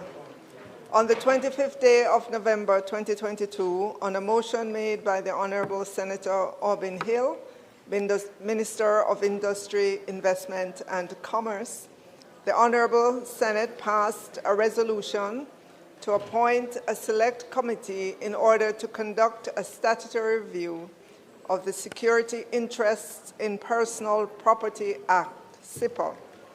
The committee held its first meeting on July 13, 2023, after which notices inviting submissions from the public were placed in the Sunday Observer and the Sunday Gleaner on July 16, 2023, on the Parliament's website and social media pages, and was aired on the radio. The committee received submissions in writing and in most cases also orally from the following entities: the Bank of Jamaica, the Development Bank of Jamaica, the Jamaica Agricultural Society, the Jamaica Association for Microfinancing, the Jamaica Bankers Association, the Jamaica Cooperative Credit Union League, Jamaica Intellectual Property Office, the Jamaican Bar Association, Kingston Creative, Lasco Microfinancial Limited, the Rural Agricultural Development Authority, and the University of the West Indies Faculty of Social Sciences. The proposal submitted sought to enhance the SIPA regime. SIPA means the Security Interest in Personal Property Act, to allow for better utilization of movable property as collateral to secure credit. In the committee's deliberations, stakeholders such as financial institutions, including the commercial banks, were encouraged to incorporate the SIPA framework as part of their loan portfolio. The committee approved the report at its final meeting held on January 23, 2025, and the report was tabled in the Senate on Friday, February 14, 2025. The report is set to be taken, the report was taken on Friday, February 21, 2025.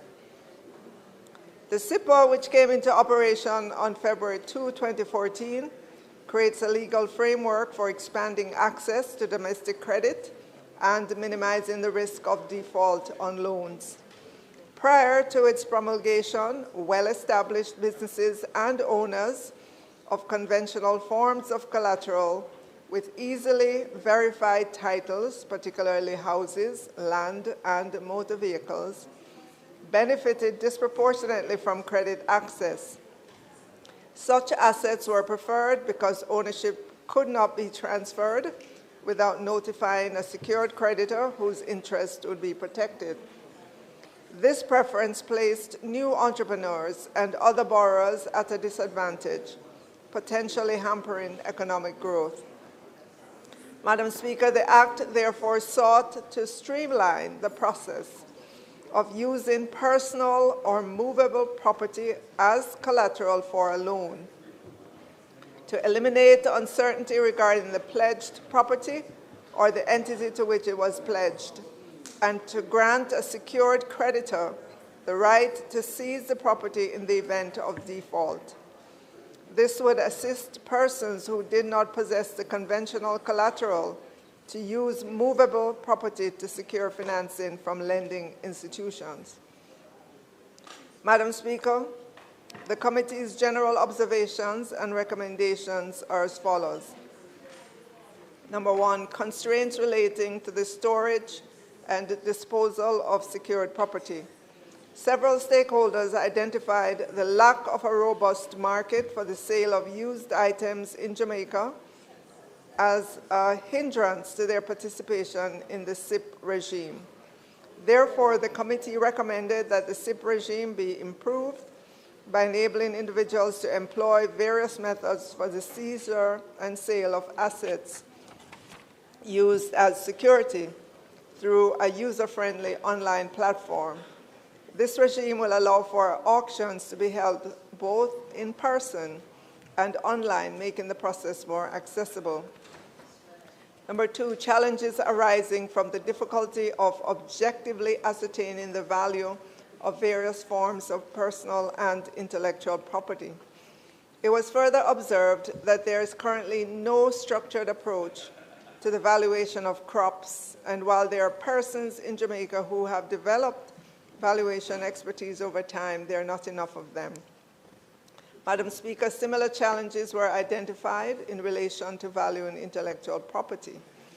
In this regard, Madam Speaker, the President of the Jamaica Agricultural Society has been in dialogue with the Ministry of Agriculture, Fisheries and Mining concerning the creation of a structured and dedicated crop valuation unit. Moreover, JIPO has established partnerships with international entities to provide training in valuing intellectual property for members of the local financial sector. Additionally, the DBJ has sought to partner with the Agro Investment Corporation, an agency, they asked me to, an agency of the Ministry of Agriculture, Fisheries and Mining to develop strategies to enable private banks to objectively assess agricultural project proposals and to back them confidently. The committee recommended the development of these stakeholder relationships. 3, the role of people's cooperative banks in financing small agricultural businesses. During the committee's deliberations, it was noted that the people's cooperative banks had deviated from their original function of supporting small farmers, and farmers were now reluctant to do business with them. The committee was advised that the PC banks had become fearful of accepting personal property as security due to the negative experiences with such transactions. The committee recommended, however, that defaults by borrowers, including farmers, should not deter the financial institutions from lending to them. It was recommended that the institutions engage the small farmers regarding the importance of compliance. 4, strengthening the capacity of micro, small, and medium-sized enterprises to participate in the formal financial sector. During the committee's deliberations, several persons noted the importance of enabling proprietors of micro, small, and medium-sized enterprises to keep track of their income and expenditure to ensure that they could present credible records to financial institutions when they sought funding for their businesses. The committee also received information that the DBJ was pursuing partnerships with entities such as the Jamaica Business Development Corporation to train farmers, in particular, to understand, prepare, and keep proper financial records. Were you in the committee? Better identification of security interests. The committee noted that in order to better identify security interests, the definition of serial numbered property should be widened to include items other than motor vehicles, such as boats or aircrafts that can be used as security under the Act. Madam Speaker, also the amendments will stipulate that the absence of an accurate serial number for any serial numbered property covered by a notice invalidates that registration notice. This amendment will rectify a current issue, namely where a search of the registry may not reveal the existence of a registration notice due to inaccuracies. Madam Speaker, it was suggested that the creation of a system for guaranteeing loans under the Act might increase confidence in and therefore use of the SIP regime. The committee was also informed that the DBJ provided guarantees for loans, including microloans, but it had been very difficult to get banks and microfinance institutions to take advantage of this facility. The committee therefore recommended that the DBJ be tasked with designing a more inclusive loan guarantee system to incentivize lending under this Act and through other facilities.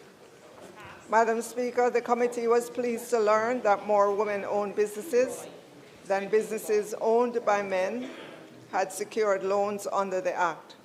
It was noted that broadening women's credit access by this means was important, as efforts to increase the availability of land titles were yielding fruit more quickly for men than for women, and non-traditional collateral would help them to obtain financing in the absence of these documents. Furthermore, a stakeholder made the observation that it was not desirable for women's titles to their homes to be used as collateral for loans below a certain value, as this had negative implications for family life and the well-being of the nation's children, and the committee agreed. Madam Speaker, during the committee's deliberations, the need for wider dissemination of information on the existence and operation of the Act became apparent. More generally, knowledge concerning credit access, financial literacy, and related matters is lacking among the general population. The committee therefore recommended that there be a public education campaign to promote knowledge and use of the provisions of the Act to enhance financial literacy in Jamaica.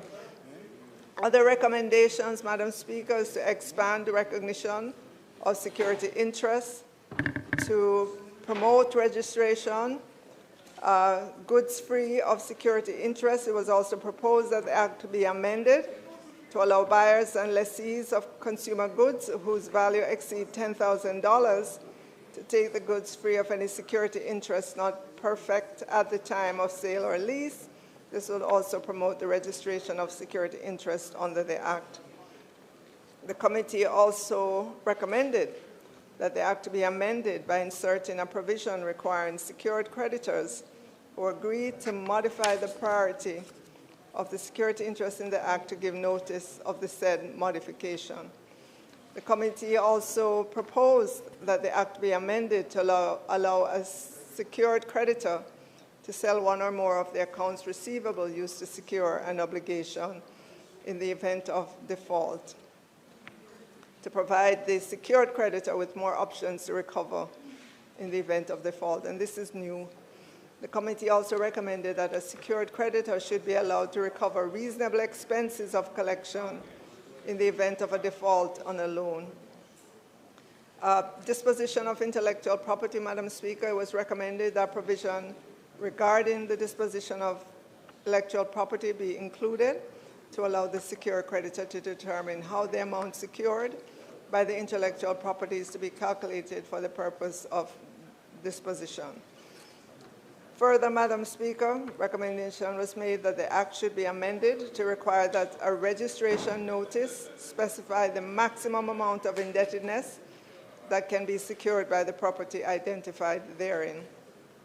Madam Speaker, the committee also recommended that the Act be modified to ensure that where a notice is amended, only those secured creditors who authorize the amendment will be bound by it. Madam Speaker, it's also proposed that the Act be amended to make it mandatory rather than discretionary for the registrar to refuse to register notices lacking accurate information regarding the debtor's identity or other important details. And that is the end of the report for the Security Interest in Personal Property Act, Madam Speaker. And in terms of the brief for from the Joint Select Committee of both Houses of Parliament, the next one.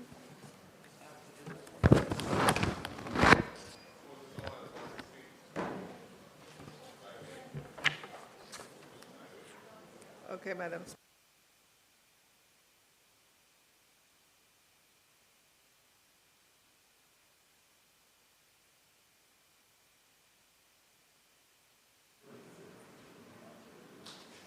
Madam Speaker, I now move that the motion, notice of which I gave earlier, be approved.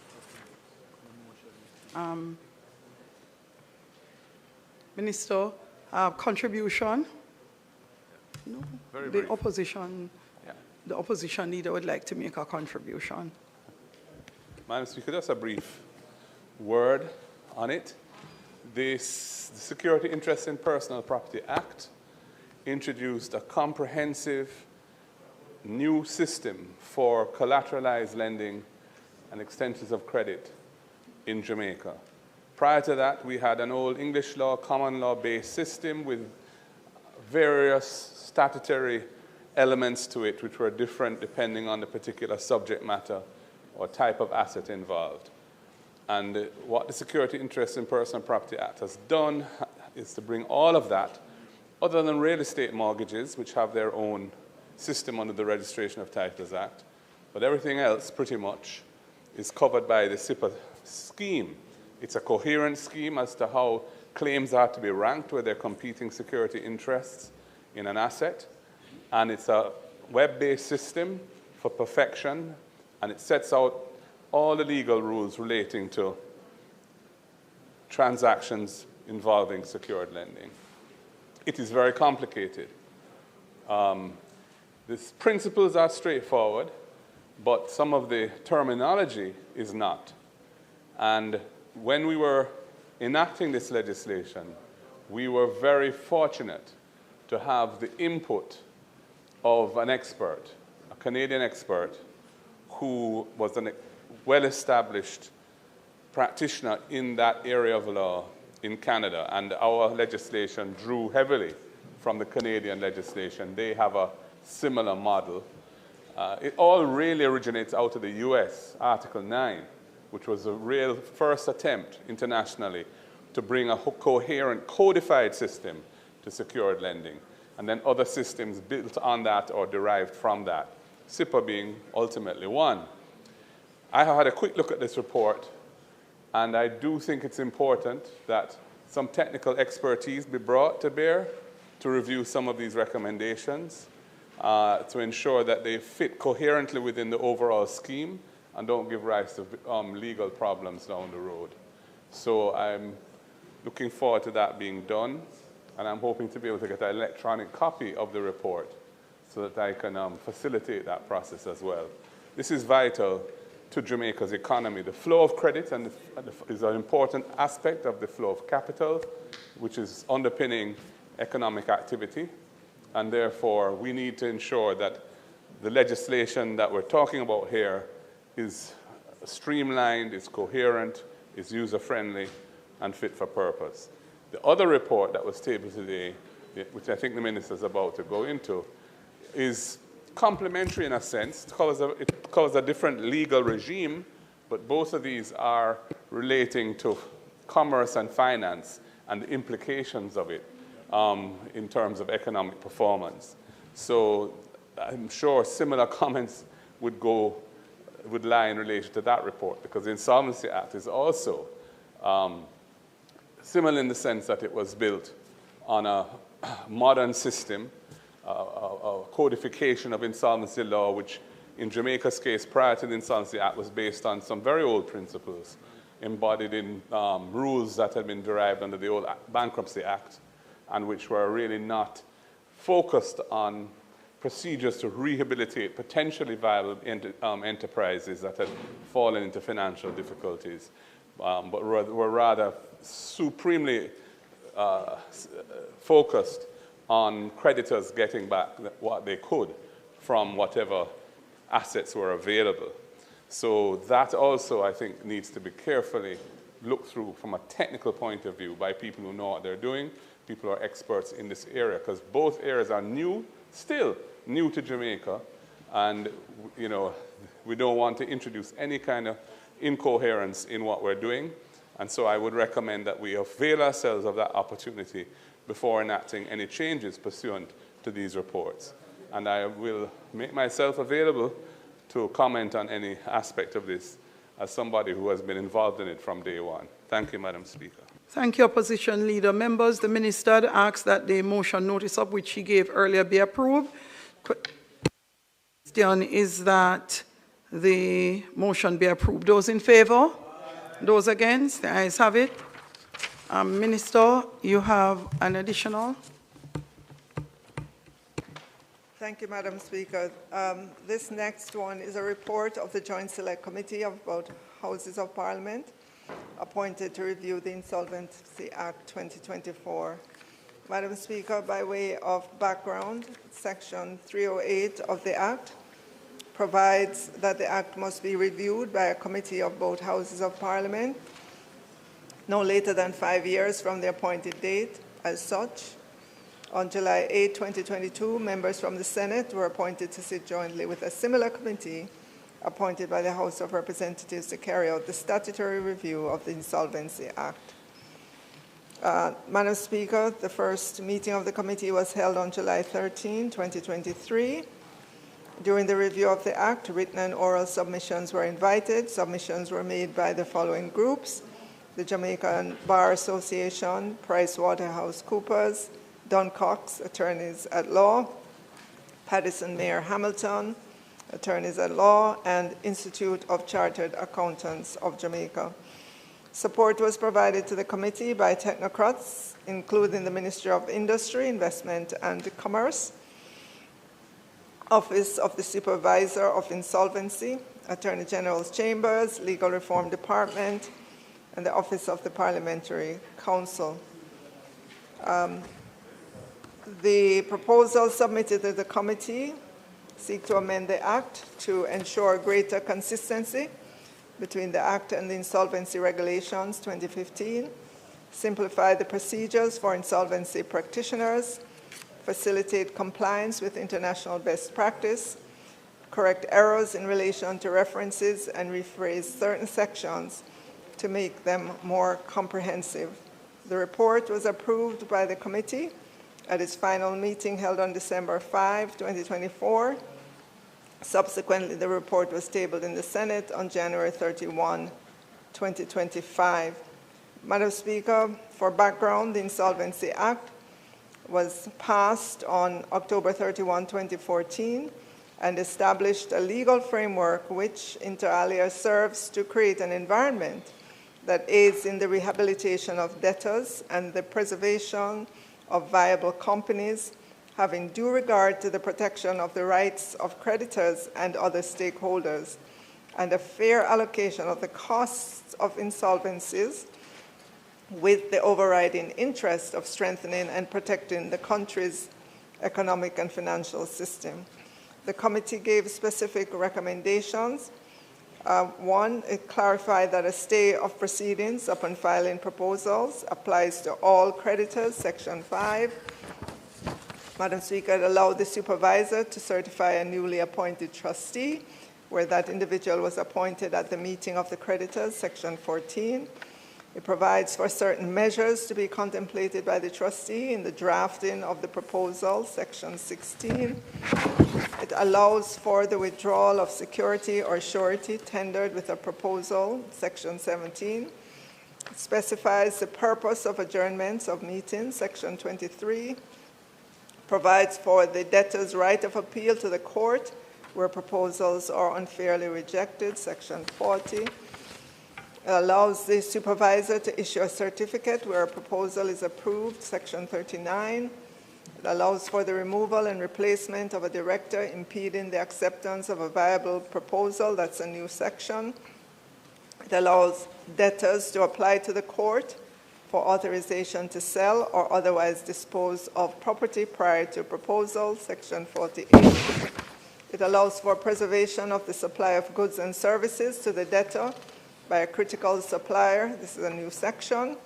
Provides for the details that should be included in interim reports filed by receivers, a new section.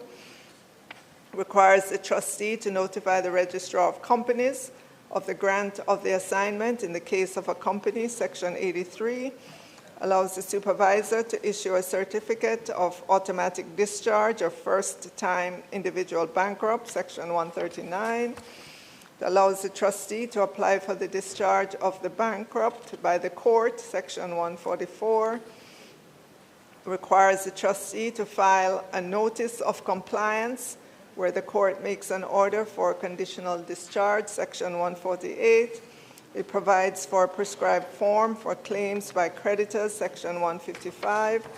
It allows hybrid meetings of creditors, new section. Secures the interest of secured creditors in the ranking of claims, Section 202. It allows rent to be given preferential treatment under the Act, also Section 202. It allows the supervisor to issue directive, Section 223, and it allowed further amendments to the insolvency regulations 2015 to make consistent with these approved proposed amendments to the Act.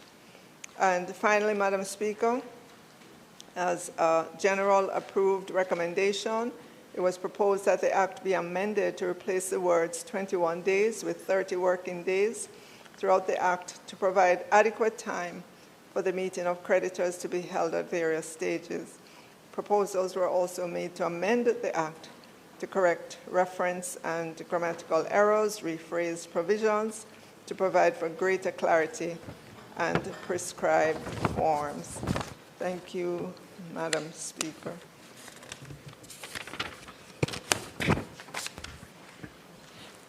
Madam Speaker, the opposition supports the process. As was pointed out, the work ahead is really the more critical work. And because of the implication of these two pieces of legislation for the financial architecture and the economy of the country, as the Leader of Opposition indicated, and it's our observation that as it was in the beginning when the legislation was put in place, we had to seek specialist legal and technical advice. This is required now in the amendments coming out of these recommendations, and we strongly urge that that be done to ensure coherence with the broad policy framework and how it operates and is likely to impact on the economy and the financial architecture. So with that, we are supportive. The process was detailed. We believe some good suggestions were made. How these then becomes effected in law and in the amendments made, I think is where we have to pay particularized attention to ensure that we get a piece of legislation that is fit for purpose. With that, I thank you, Madam Speaker. Thank you, Leader of Opposition Business. Minister. Madam Speaker, I now move that the motion, notice of which I gave earlier, be approved. Members, the question is that the motion, notice of which the Minister gave earlier, be approved. Those in favor? Aye. Those against? The ayes have it. House Leader. Madam Speaker, it's not intended to do any further business for the day. I therefore move that the House... House Leader, a moment, please. No, man, I did today. Yes, I did today. Sorry, Madam Speaker, just to remind the Minister that I did today on his behalf. So it's not intended to do any further business today. I therefore move that this Honourable House be adjourned until Tuesday, May 20th at 2 p.m. at the George William Gordon House. May it please you, Madam Speaker. The question is that the House do now adjourn until Tuesday at 2 p.m. Those in favor? Aye. Those against? The ayes have it. This Honourable House now stands adjourned.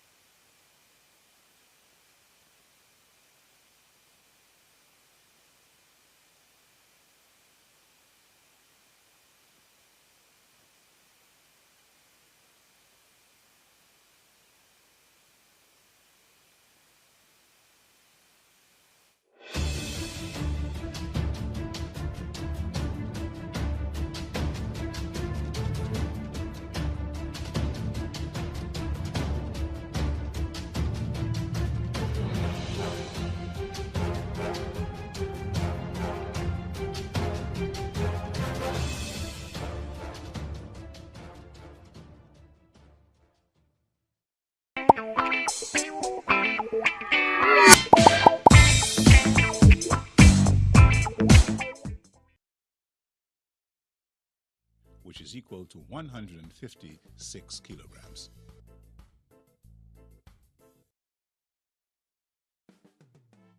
In the early sugar plantation days, the British planters collected the cut stone blocks which were used as ballast on ships which were returning sugar from the colonies to Britain, and used them to build their plantation houses. The chapel at UWI Mona was erected from some of these blocks. Ballast is defined as any solid or liquid that is brought on board